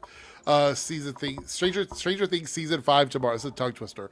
I think you'll enjoy it. The first 4 episodes are really good. And the cliffhanger is pretty crazy. So it ends on another cliffhanger? God damn. Yeah, but it's a really good cliffhanger. It's a really, really good. I hate cliffhanger movies. It's one of those juicy cliffhangers for sure. Yep. All right. Larry here with the $10 super chat and a channel member giving shout outs here. Says, just wanted to say how much I appreciate your content and this stream. You're very welcome. Thank you for coming in and hanging out with us. Going through some tough times fam-wise, and this show in real time has me actually smiling in the face of actual death. Much love. Thank you, Larry. Thank you for being here. Thank you for coming out. Sorry to hear you're going through some tough stuff, but glad that you get a moment away from it. Not here. I was saying, I'm stressing out because I got to move in a week. But this is my condolences, bro. Yeah. Lone Wolf with the $5 super chat. You should be asking who wins between Pennywise and Art the Clown. LOL. Also, Eric, what are your thoughts on the tier list content in general? Bimini test. I don't mind tier list stuff. I don't like making the list. I hate making those lists. Making the tier list. I don't mind dragging and dropping. I hate putting the pictures into it because it's always so time consuming. Yeah. Actually, Darren on Lansing stream last week, we kind of did a sort of a weird tier list that was actually kind of fun. Oh, well, that wasn't like a tier list. That was like an elimination game he built on. Yeah, it's more of elimination, Elimination game? He put a bunch of comic shows and movies all up in a thing, and then we would take turns on the panel. Somebody was getting rid of one, and nobody else on the panel could stop them, even though it caused heated disagreements. Mm-hmm. And somebody... It caused some crash outs. Well, yeah, because like halfway through the thing, not even halfway through, this guy over here gets rid of Logan. I was like, fucking asshole. I'm sorry, I didn't like the movie. I'm giving you a hard time. But. Yeah, I know. Larry here with a $5 super chat. Thank you again, Larry. Google AI famously said White Dragon was vigilante, if I recall. Oh my gosh. You know what? I thought it would be really fun one night to go on and just see how bad Google AI is. Just open it up and ask it questions to see what kind of answers it gives, because they're so wrong. AI has a long way to go. Yep. It really does. Yeah, it's like, my thing is like, I'm afraid that people are going to look up something on AI, it be completely wrong, and they believe it wholeheartedly and say, see, look, it's right here on AI. And then you can. It's already like that on Twitter. The minute you say something, they're like, at Grok, is this true? And it's like, you can't look it up yourself. It takes 30 seconds. Oh my God, it's so bad. So bad. Let's see here. Chris says, Logan's terrific, but not being a comics reader, I understand if people may not like it much. I mean, I know plenty of people that aren't comics readers that loved it, so. And I'm a comic reader, and I didn't like it. Fair. Well, I was a reader comic and I did. reader. Let me be honest. I was a comic reader. Yeah, I mean, I haven't read a whole lot of the current stuff. Like, it went from this. Let me get my other hand in here. It went from this to probably like this. So it's I need definitely to get some of those gone new down. X-Men comics. Stellar Monk says, yeah, AI is wrong because it gets a lot of its information by scraping Reddit posts. Yeah, that's another issue, is that don't trust Reddit.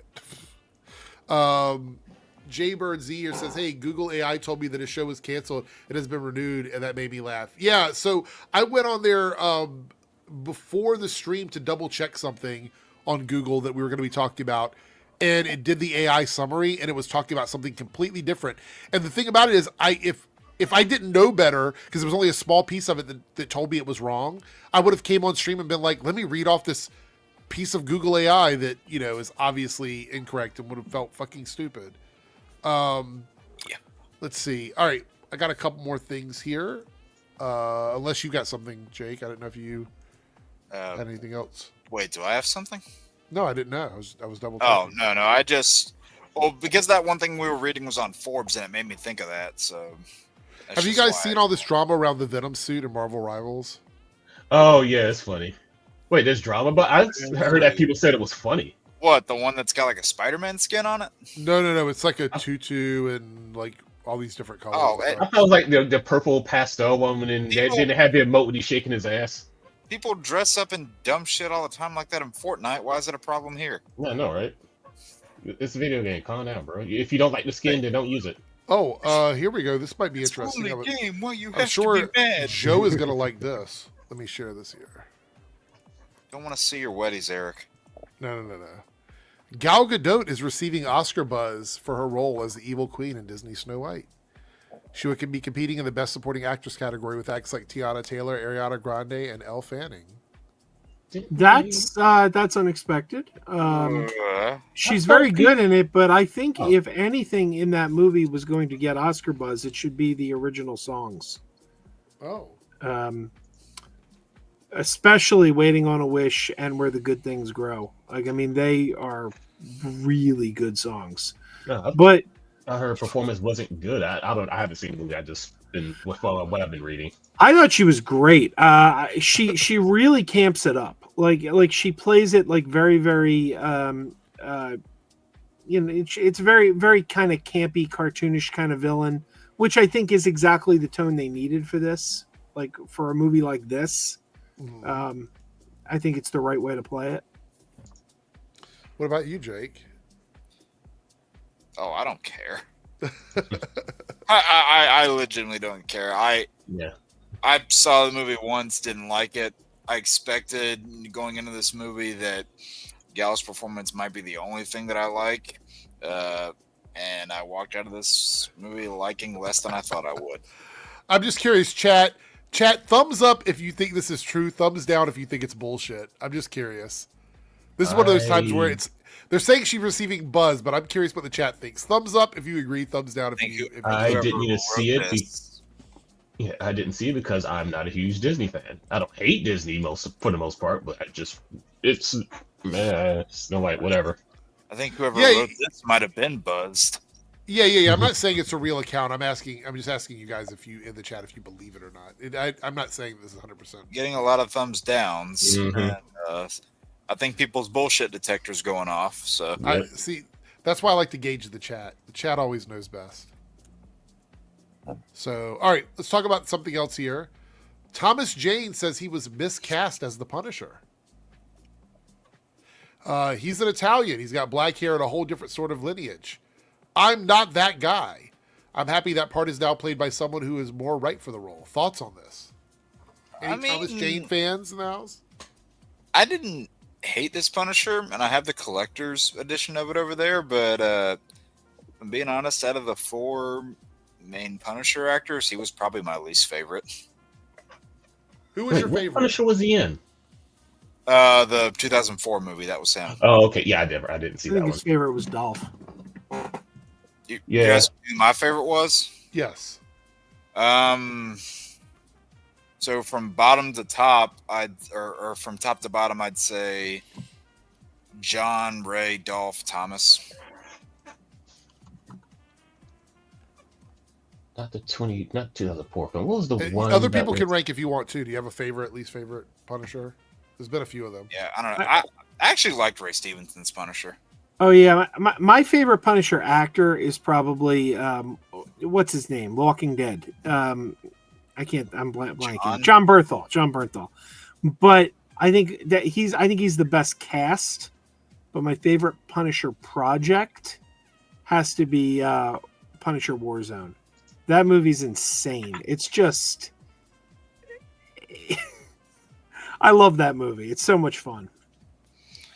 I just need to see if we're gonna see a Punisher and Spider-Man Brand New Day. I just need to see one time, and I'm gonna be so happy if we get this.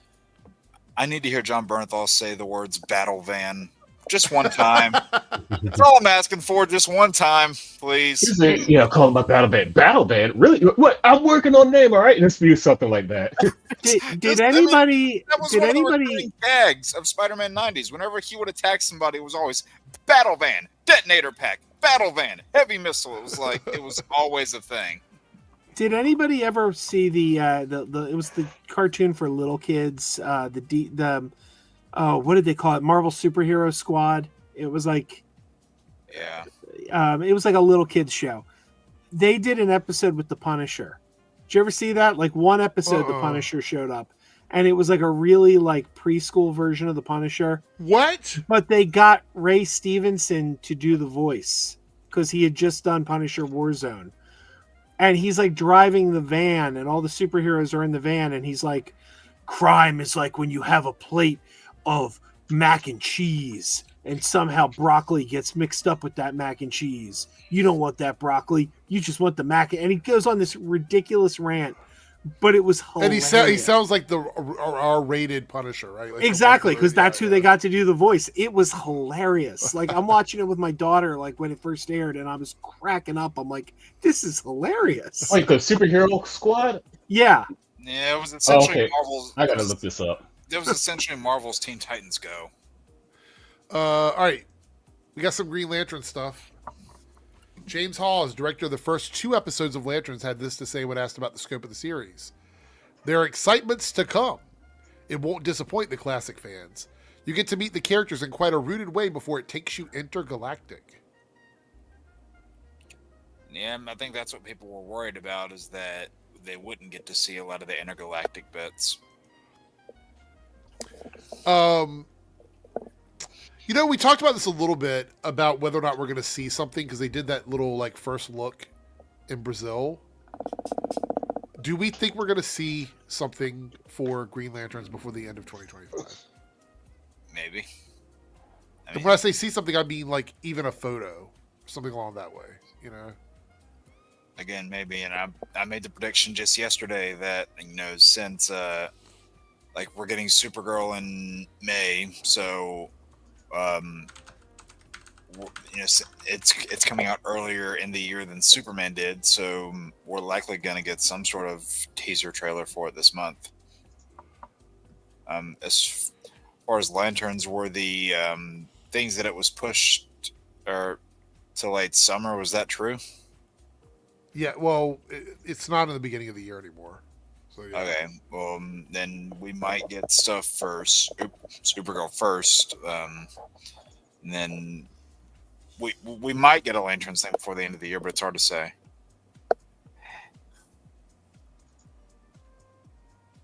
Ooh. Just looking through Well, here. whenever Supergirl's coming out, like whether it's May or June, like end of May, start of June, it's still earlier than Superman. So I think we're due for a trailer soon. I don't think we're going to see anything on Lanterns until January, because they're just they're saying that we're just about to get a Supergirl trailer. I think that's where they're going to concentrate for now.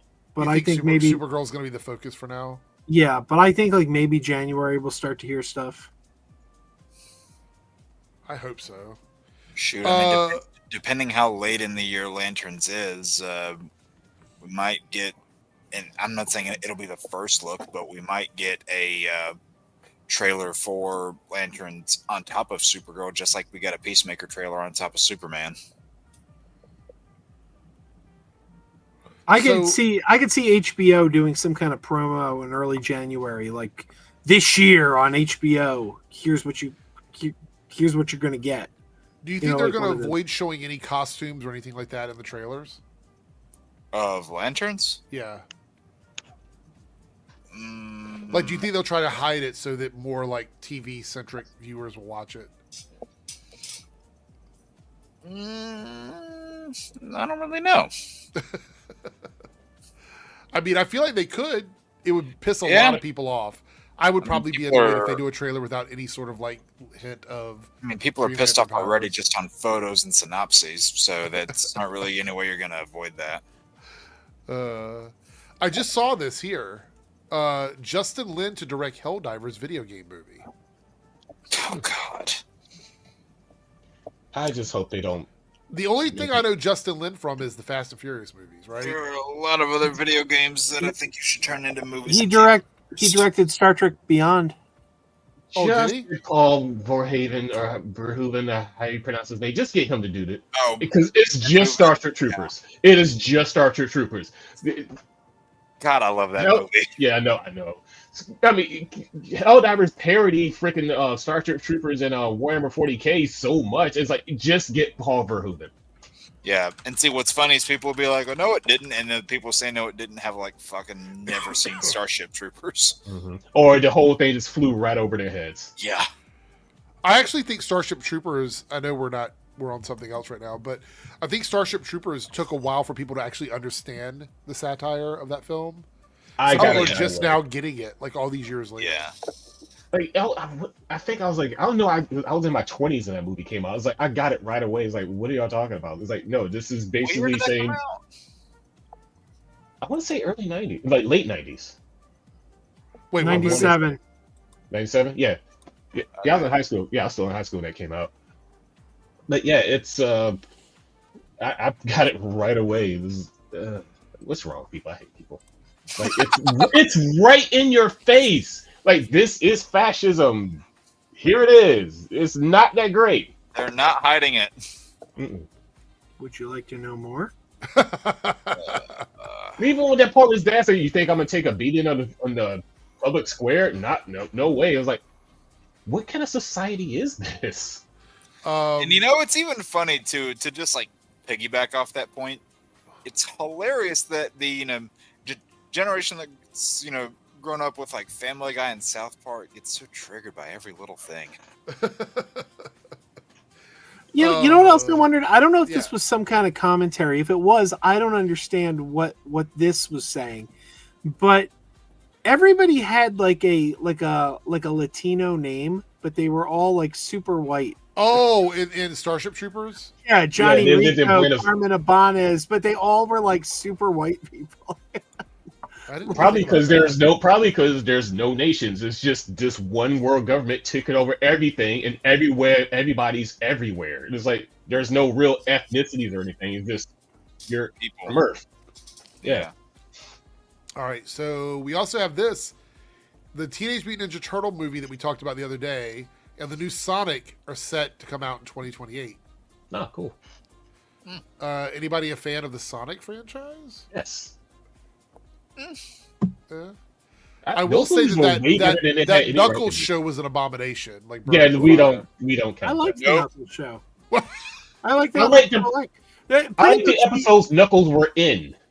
The only thing I didn't like, and I didn't hate it, but I wasn't crazy about Sonic 3. Sonic 3 was took itself too seriously. There wasn't enough humor in it. But I really liked the first two in Knuckles.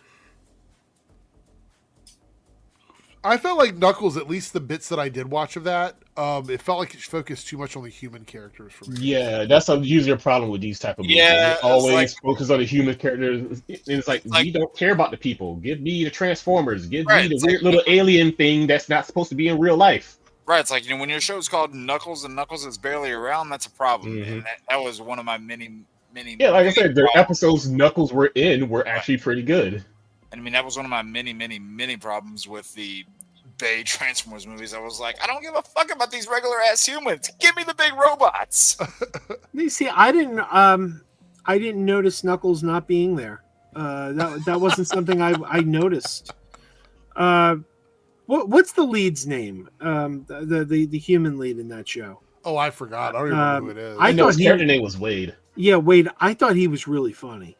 Like, I really enjoyed him. And then his sister, they brought in his sister, and it was Heather the Bird Lady from Resident Alien. And I think she's very funny. She was great on Resident Alien. I thought she was great on that show, too. Okay, yeah, she was actually kind of funny. Some people find her annoying, which I get that, but I actually thought she was kind of funny. I don't know. I'm a little torn how I feel about TMNT right now because Well, that last Ronin movie got I'm, cut. I'm, so we're not that's doing what I was that. thinking. Like, I'm like really bummed out about that. I was like, that sucks.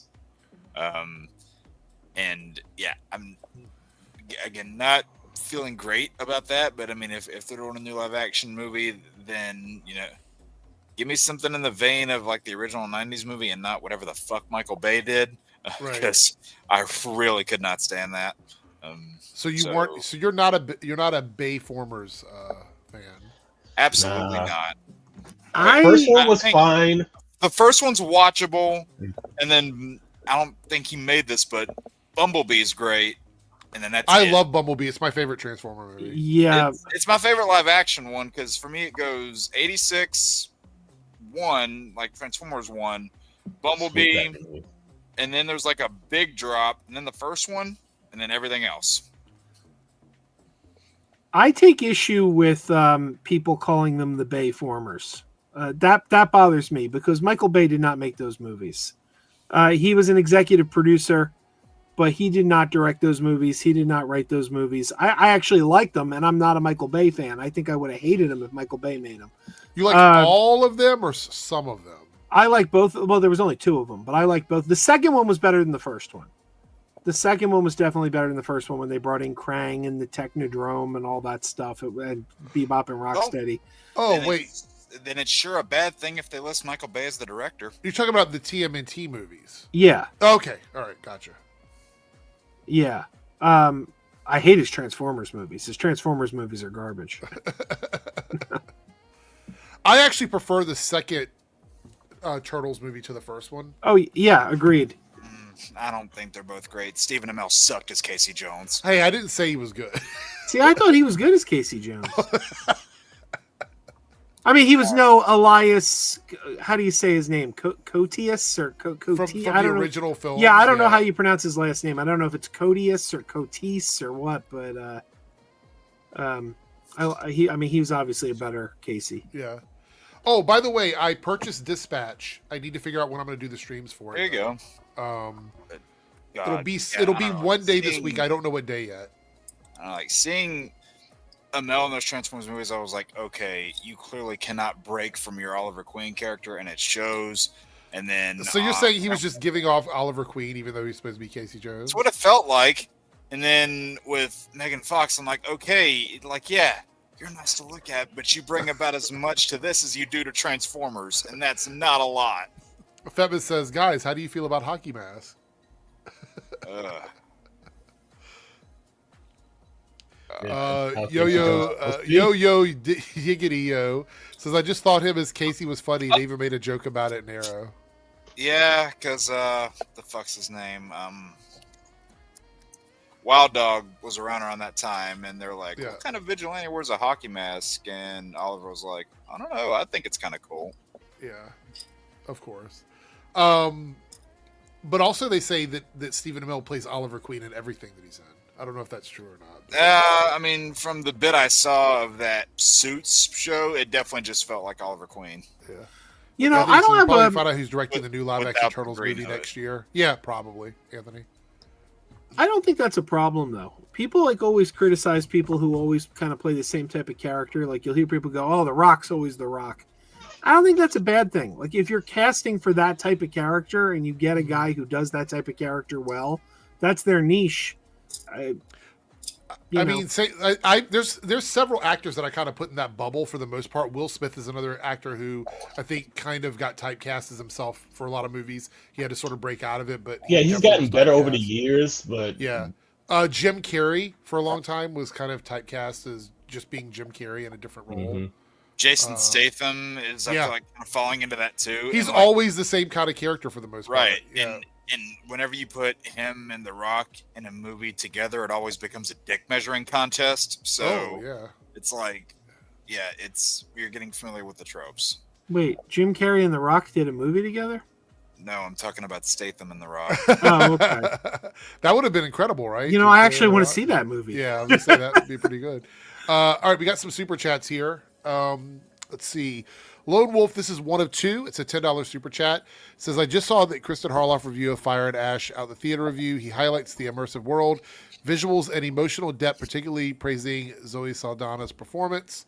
And then there's another half here, $5 super chat. Thank you so much for $15. The movie effectively deals with themes of grief and family. Minor criticism, some visuals felt like the video game scenes. Makes me curious to see it. Well, because of the fact that I'm surrounded by people that want to go see this movie, I will be seeing it opening day. I know Joe doesn't give a fuck about the movie, so he's not seeing it at all. You couldn't pay me to watch it. Anybody else going to see this while it's in theaters? Which movie? Avatar 3, the blue avatars. I liked the first one. I kind of tapped out after that. I didn't even see the second one, and I'm not that interested in the third. I might sneak in there just to go see that supposed Doomsday trailer, and then I'll walk out. Oh my god, Joe hated the second movie. I hated the first one. Oh, did you? I thought you were just kind of meh with the first one, but no, okay. Here's the thing. I saw the trailers for the first one and said this does not look interesting to me. And then everybody started going crazy about it, and I started seeing more and more and more, and I kept going, yeah, this doesn't look good to me. Right. So I didn't watch the movie. Then it came to HBO, and I tried to watch it on HBO one night, and I made it till Blue Sigourney Weaver came out with a basketball under her arm, and I'm like, this looks so fake. This doesn't look good at all. Like this looks bad. It's bad on purpose. And I bailed. And I'm like, I'm not watching this. I didn't think it looked good. I still don't think it looked good. So we get to 2018. Okay. It's been almost a decade this movie's been out. And I'm going to Disney World. And they just opened the Avatar ride. And I said, I'm going to force myself to watch Avatar because I'm going to go on this ride. And I watched the movie. I went on the ride. And my takeaway was, great ride. Not a good movie. Well, if the director came out and said that they made it look bad on purpose, then, that'd probably be fine. If it made sense. All right. So, since we don't have a lot of people here, very quickly, or not a lot of people, since we didn't have a chance to do all the lists for everyone, we'll do a quick non-formal version of the list. Meaning we're not going to go around and do anything like that. We're just going to drop a few names and talk about it, and we will eventually get to 5. I'm pretty sure. So we're going to do our top 5 worst villains in movies. Just like bad portrayals. What? Just like bad portrayals. It can be whatever. You didn't like their costume. You didn't like anything that you think is bad about them. You didn't like the actor. You didn't like the way they played it in the movie. This is going to be a very quick one, no round robin. We're just going to throw out some names, and yeah, we'll do it that way. And knock this one out of the list. So just write down 2 or 3 that you don't like for whatever reason. Where's my pen? We will knock this out. I already have my list anyway, so I've kind of cheated a little bit because I did a lot of these lists early. But we'll go ahead and knock these out. And then chat, I want you guys to chime in on this. Let us know what you think about it. The heck? So yeah, Chris, so the criteria is you just don't like that character and how they're portrayed in that movie. It could be you don't like the actor, you didn't like the way their costume looked, you didn't like their story arc, you didn't like how they were in the sequel, whatever your criteria is. So it's just movies right now. I don't want to make the net too wide for this. It would be much, much too big to do that. Whoops. Oh. All right. So what we're going to do is I will create a wheel, and we're not going to spin for placements. I'm going to put everybody's name on the wheel 3 times. And when it lands on you, you just give your answer. That's how we're going to do it. So, let's see. I have to delete all these names off the wheel from the contest earlier. All right. Let's see. This time I'm not going to take away choices from me because I'm not doing that this time. Yeah, you actually want to play this time. Yeah, I'd like to participate. All right. Oh, we'll just give you a participation trophy. Let's see. Mega.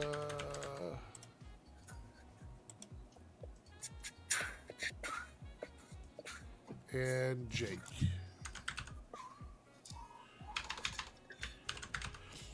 All right. Let me mix these up a little bit so everybody's names in different spots.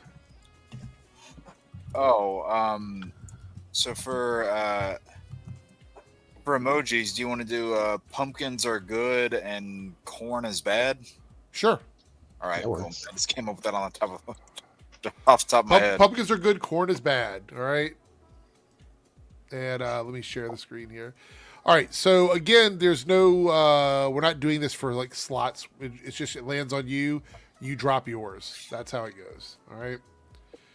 And if anybody wants to super chat for some topics, you can. I'm totally cool with that. But otherwise, this will be the last part of the stream. All right. Here we go.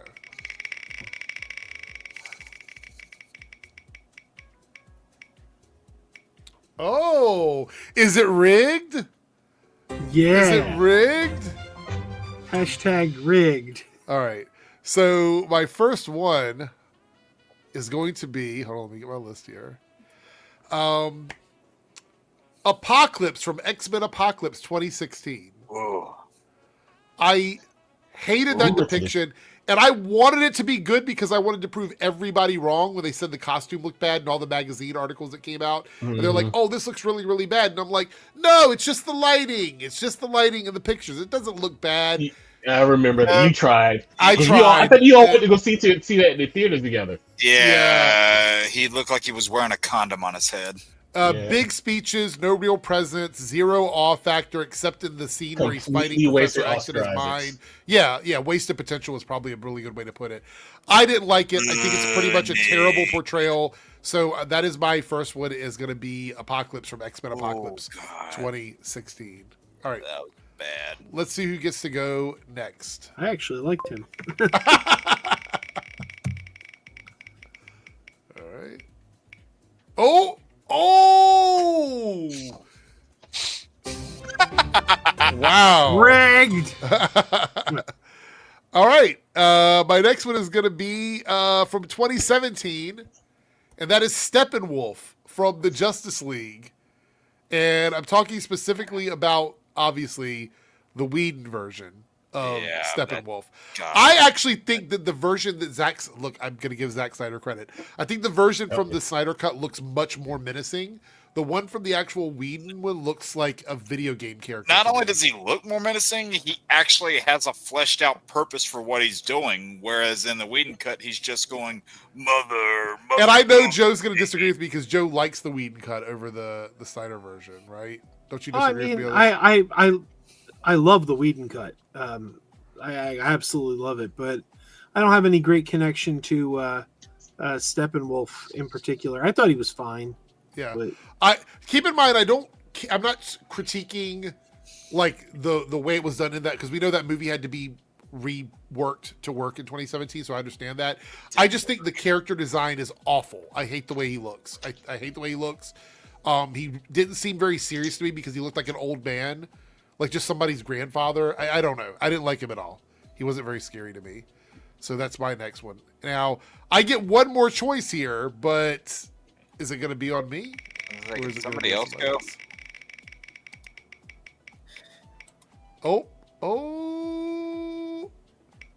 Oh, it is Joe. All right, Joe, what do you got? I'm going to go with the villain from, a movie that I just hate. But it's an actor everybody likes. And that's Tom Hardy as Shinzon in Star Trek Nemesis. Wow. Where he's supposedly playing a clone of Jean-Luc Picard. Yeah. But he doesn't look a damn thing like Jean-Luc No. Picard, except he just happens to be bald. Right. Yeah.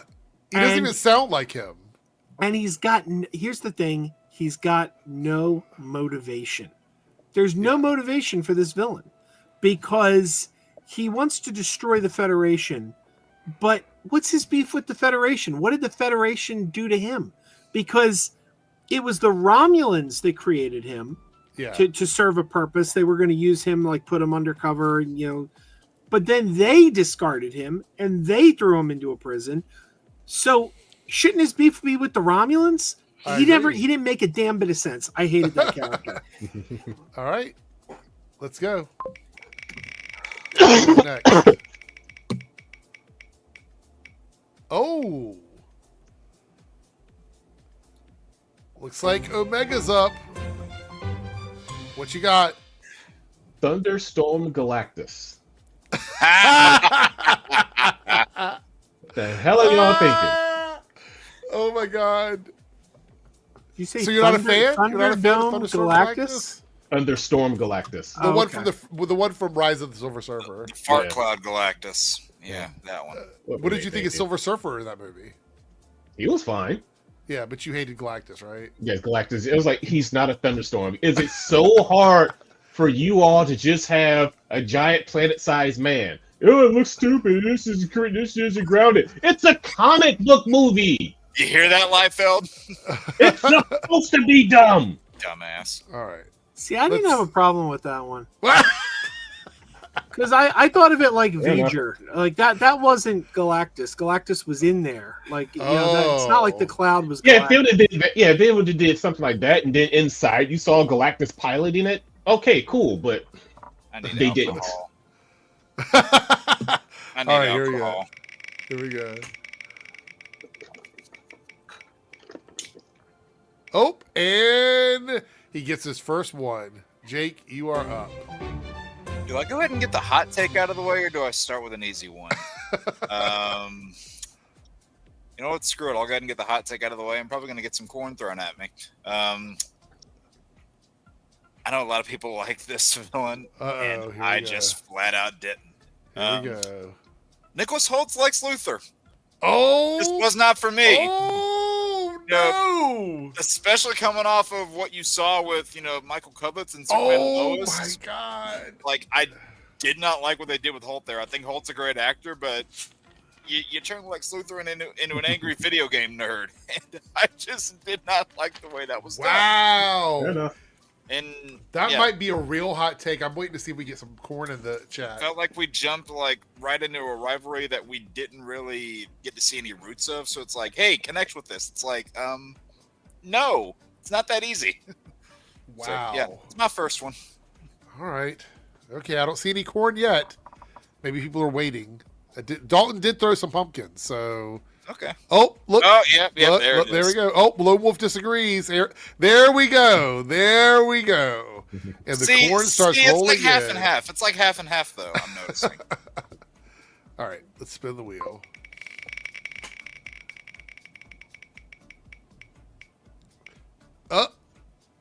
Oh, my final choice here. Is it rigged, you guys? Is that what's happening here? I feel like it might be. All right. So, Don't take this mine. might be. Hold on, I've got two here, but let me see which one I want to go with.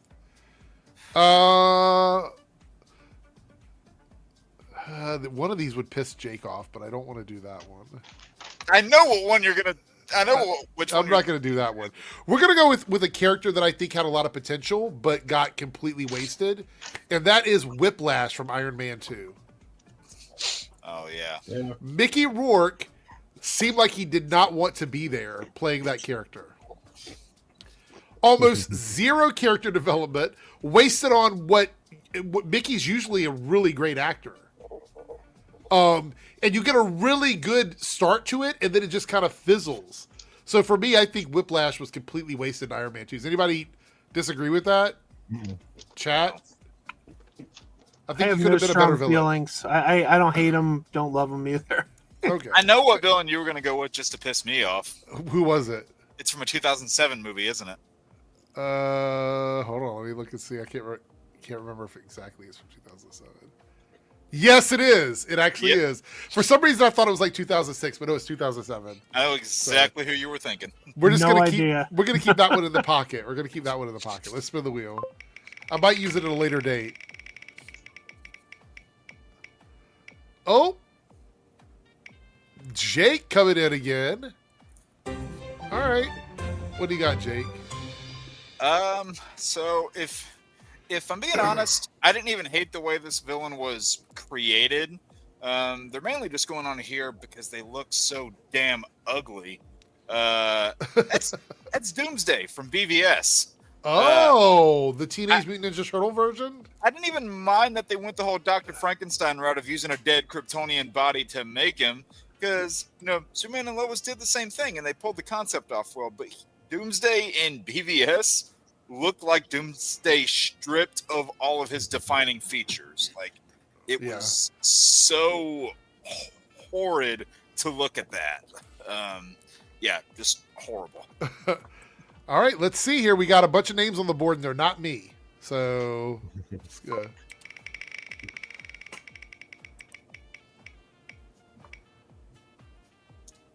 Oh, we're switching over to Omega. All right. So that leaves one Omega, two Joes, and one Jake now. So go ahead, Omega. What do you got? Jesse Eisenberg's Lex Luthor. Ooh. He played a great character that wasn't Lex Luthor. Who would you say if you had to compare him to like a villain from DC that he was would You're gonna call him the Riddler, aren't you? Yeah, he should have been the Riddler. Yeah. It's just I just didn't like that portrayal. Like he wasn't terrible, but it's like come on, man, that's not Lex Luthor, man.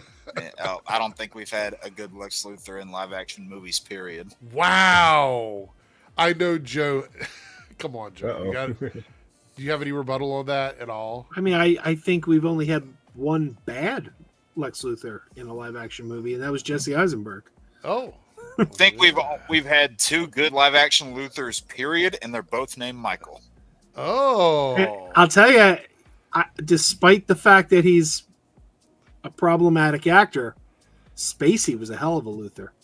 Yeah, because he's a piece of shit in real life, so he could act like a piece of shit just fine. All right, let's spin the wheel.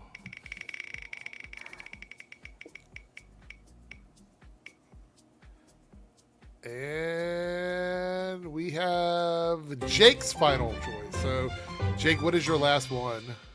So,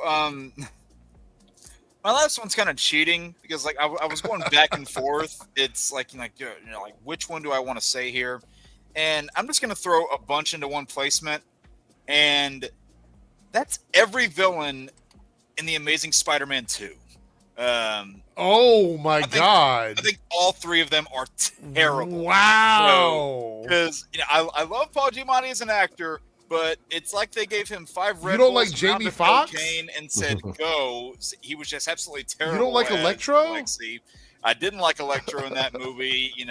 Bad teeth, bad comb over, stupid personality. Like I don't like it whenever, because they have that trope in a lot of movies where the weirdo gets scorned by the hero or abandoned by them and then goes evil because of that. I never like when that's done. Incredibles is like, you don't like Mark Webb's second film with Spider-Man? No. His last name is Webb, and the web connects them all. Yeah, nope. And the web killed the franchise and Gwen. But and when you got like Harry Osborn there too, and listen, Dane DeHaan's a great actor. I think that was just a terrible version of Harry, even down to some of the line deliveries. When you said Spider-Man said no, you meant you said no. And then, God, they looked terrible. They weren't great portrayals of the villains. It was just a mess. A lot of things in that movie were a mess, but yeah, the fact that it didn't have a single good villain definitely didn't help. All right. With that being said, we have 2 people left on the board. Joe, who got in early and has been waiting in the benches for a minute now. And we have Omega still with 1 to go. Let's see where this goes. Is Joe going to get back-to-back choices, or are we going to split this up here?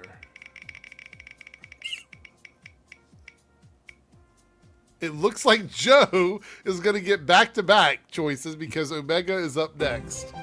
So what is your last one, Omega? I don't know. This may seem like this may seem like not really a cop-out, but I'm going to say it. The entire First Order in the new Star Wars movies. They were some of the most incompetent fucking stormtroopers. Now, we've always had incompetent stormtroopers, especially in Dave Filoni stuff. But holy shit, especially in the second movie where, in the opening scene where who's the pilot name played by Oscar Isaac? I forgot his name. Poe. When he was flying that one lone X-wing in front of that ship, and it was like arguing back and forth. I was like, shoot him out the freaking sky now! What are you arguing for? So you didn't like the First Order? The First Order had one competent officer, and that was the captain of that huge dreadnought in the second movie. I forget his name. He was like, no. Shoot him now! Shoot him! And then he was like, the Hux was like, "No, I give the command." See, I was like, "Okay, this is why you lose. This is why y'all losing." Also, they did at Gwendolyn Christie, 6'2". She plays a huge chromed out female stormtrooper. They did absolutely no. They literally they had an opportunity to make a really cool villain with Phasma, and they fucked it up. They literally threw her in the trash. Yep. All right, that's valid. God, the First Order is so stupid. That brings us to our final somehow 2 choices. Palpatine returns. And they are nothing wrong with that line. There's literally nothing wrong with the line. Somehow Palpatine returns. I did 2 videos on it. Bunch of things wrong with that movie. All right, so Joe, you get the final 2 choices. So go ahead, give us your last 2. Okay, for my number 2, I'm going to go with the Riddler in The Batman. I hated him. He's not the Riddler. If Ronan was here right now. He's Hush. They took Hush and they said, he's the Riddler now. I remember when the trailer came out and we first saw the trailer for the Batman, I watched the trailer 3 times. Then I was on a stream and someone said, well, what did you think of the look of the Riddler? And I said, the Riddler was in that trailer? And they said, yeah. And then they showed me who it was. And I'm like, that's the Riddler? I never would have guessed that's the Riddler. It doesn't look like the Riddler. It's Hush. It's basically Hush. Hated it. Did Riddler right. So anyway. All right. And what is your last one, Joe? My last one is from the movie The Witch, a horror film that I despise. Black Phillip, that movie. An evil goat. Get out of here. Yep. Was it Black something? Black Phillip. I don't remember Phillip. the last time I laughed my ass off so hard. I was in the theater and you my friend you weren't and I scared of the close-ups on the eyes and stuff like that? No, my friend and I were in the back row. We just couldn't stop laughing. We thought this is absolutely ridiculous. So Eric, it would have been honestly, I expected you to go with that one you said you were keeping in the back pocket just to stir the pot. Well, you can say what it is if you know what it is.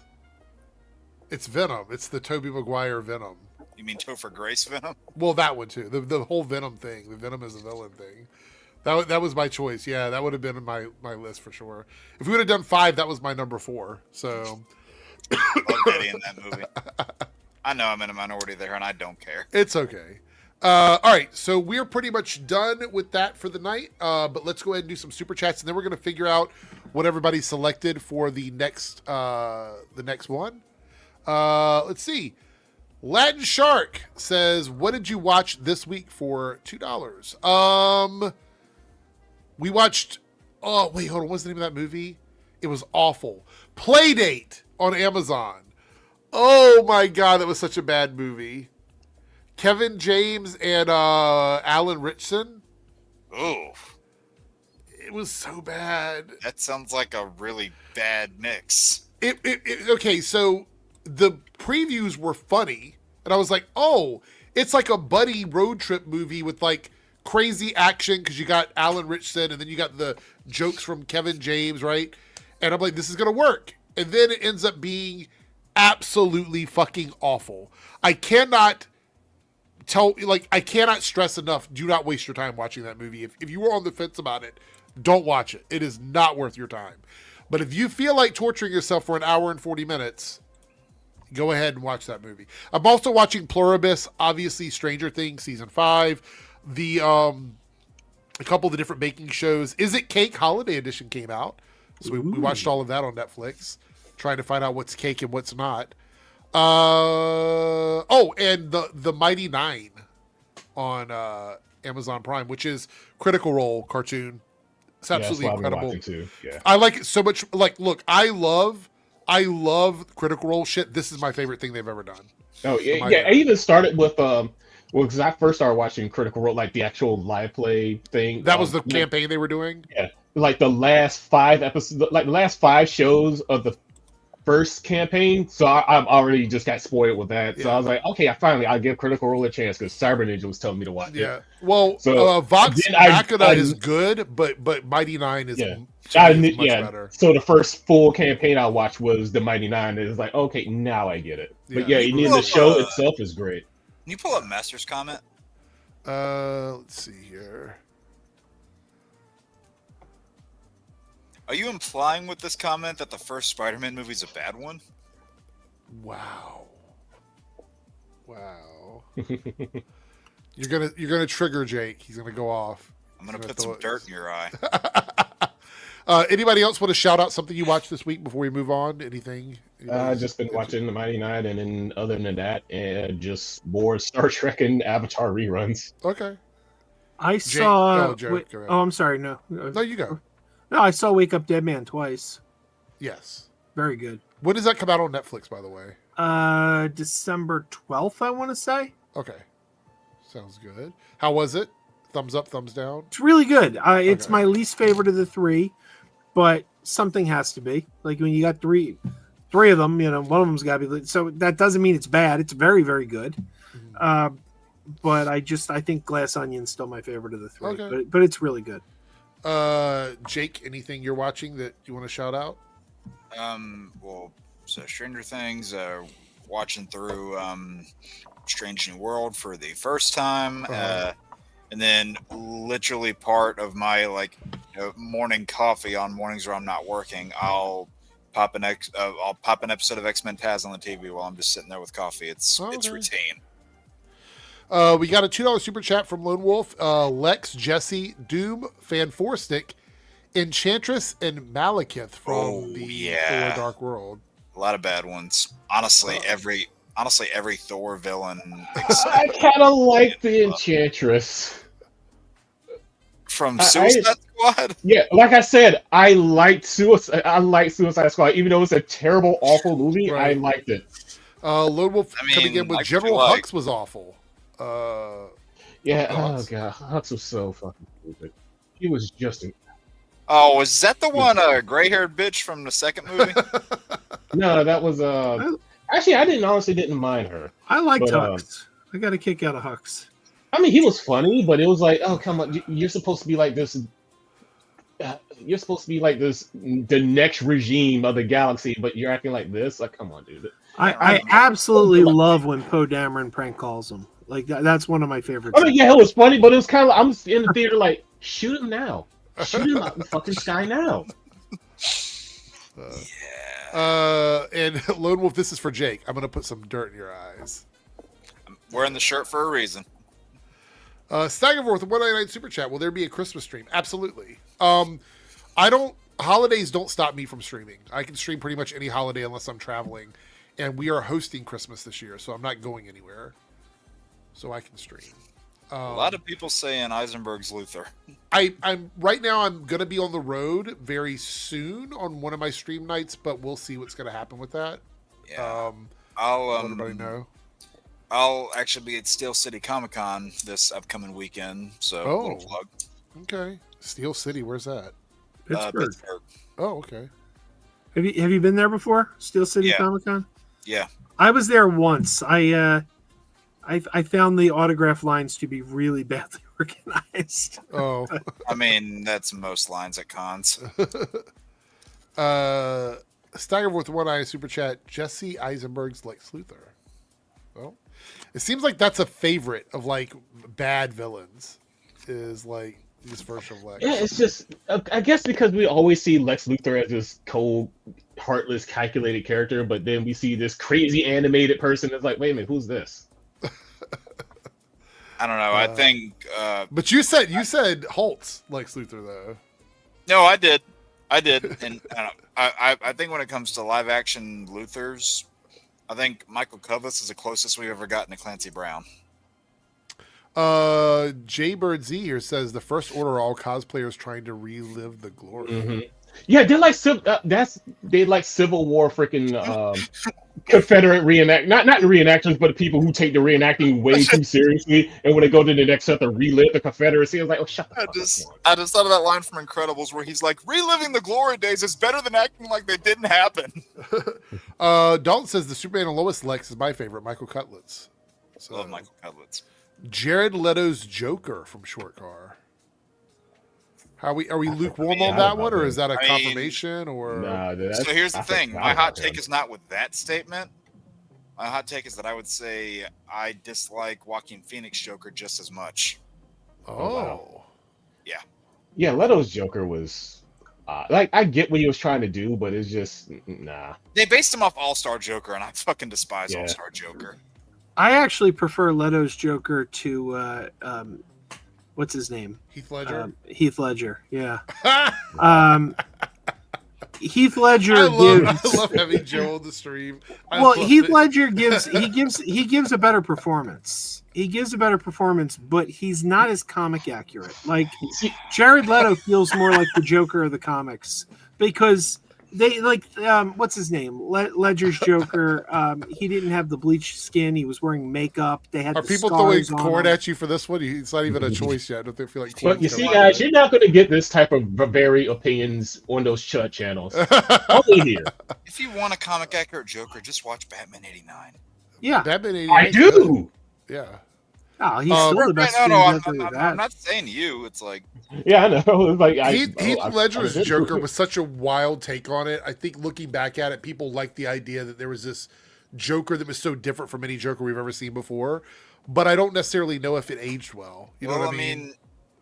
See, that's the thing. Like, there's good ways to do a different take, and there's bad ways to do a different take.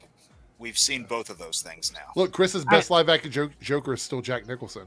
And that's I think the issue. I didn't want a different take. I always say Nolan's Batman movies. I'm not a big fan of Nolan's Batman movies. I always say Nolan did the best Batman you could. He did the best you could do if you were going to do I want a Batman that kind of exists in the real world. But that's not what I want.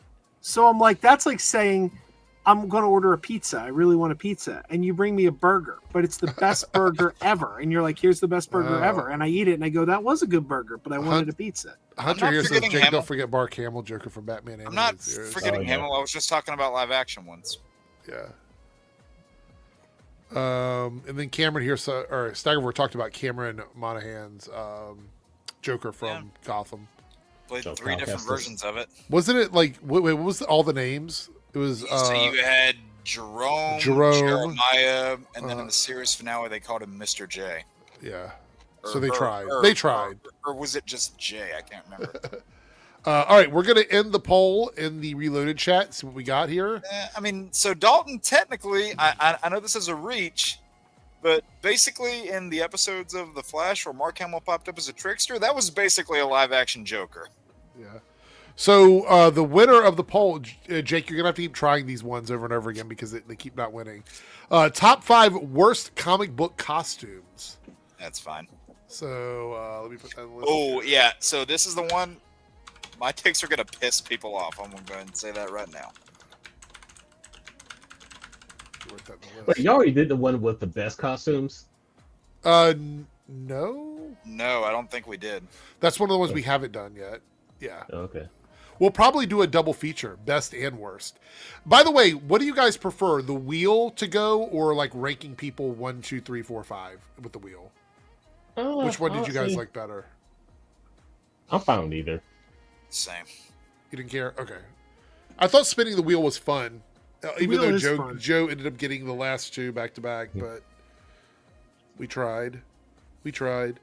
All right, that's pretty much it. I think we're done for the evening. Thanks everybody for hanging out. Thanks for all the make sure I got all the super chats. I did. I think I got them all.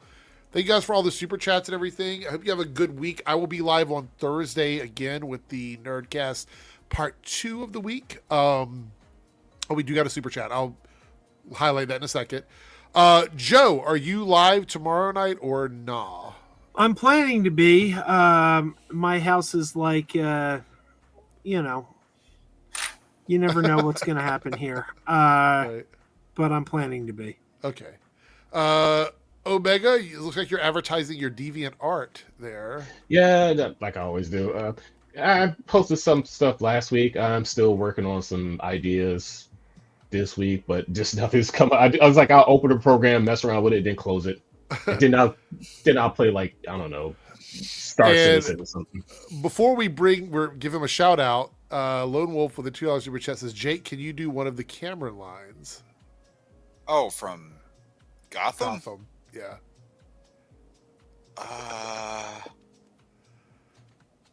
Today's the big day. Why am I the one that's being asked to do these impressions? I mean, I don't mind it. I don't mind it. But I think they like the passion that you put into those to your impressions there. Please don't, Jake, from Chris. There we go. Too late. Anyway, so check out Jake's channel. Jake, you got anything happening this week? Any video uploads you're doing? Anything going on? Definitely gonna try my best. I had some auto trouble this past weekend, so I couldn't get uploads out. But I got a video coming out for the Wolverine game, talking about some costumes I want to see in it. Gonna try to get my next Jack and Daxter Let's Play episode out. And apart from that, we got Secrets of Arkham, Secrets of Marvel, some ranking videos, and as we get, like throughout this month, I'm gonna have some long form bonus videos coming out, including as we get toward the end of the month, one where this is gonna be a long ass video and a bitch to edit, but every MCU project being ranked, it's gonna be a pain in the ass to edit. But I'm doing one for 2025 since we don't have any more left of the year. It's gonna be a pain to edit, but it's gonna be fun to make. Okay. And Lost Levels on Sundays at 7 p.m. Eastern. And we're almost done with Lego Marvel Superheroes. We're almost done. We got one more stream left of that game before it's complete. All right. Anyway, that's it. Can I put one thing out there real quick? Since it came up on this stream, if you haven't seen my video, Somehow Palpatine Returned, and that's okay, please look it up. Because I have 2 videos on my channel that are the videos that I say, if I could just make everybody watch these 2 videos, I would be very happy. You don't have to watch anything else I've done. And that's one of them. I will explain to you in that video why Somehow Palpatine Returned is not only not bad dialogue, but is actually good, logical dialogue that makes sense. And no one's been able to prove me wrong yet. I've challenged people. I've said, come at me, explain why I'm wrong. And people always move the goalposts, and they can't. Here's the link to his video. If you want to prove him wrong, go ahead. Nobody has yet. People have tried. But you know what the thing is? They always come at me with a different answer. They always come at me with, they go, well, it's bad dialogue because he was dead in Return of the Jedi. And I'm like, well, you didn't prove that it's bad dialogue. You just told me you didn't like the creative choice to bring him back. That's not what we're arguing.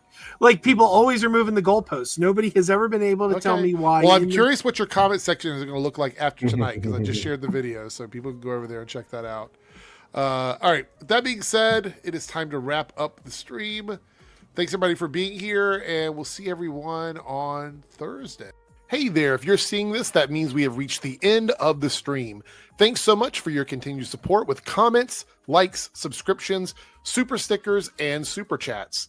I just want to give a special shout out to all of the channel members who have contributed to the success of this channel with paid tiers. On the screen, you will see your name displayed as a signal of appreciation from myself and the channel. If you would like to see your name on this list, consider selecting a tier with the join or plus button depending on your platform. Thanks again, everyone. Let's hang out soon in the next stream, and I'll see you then.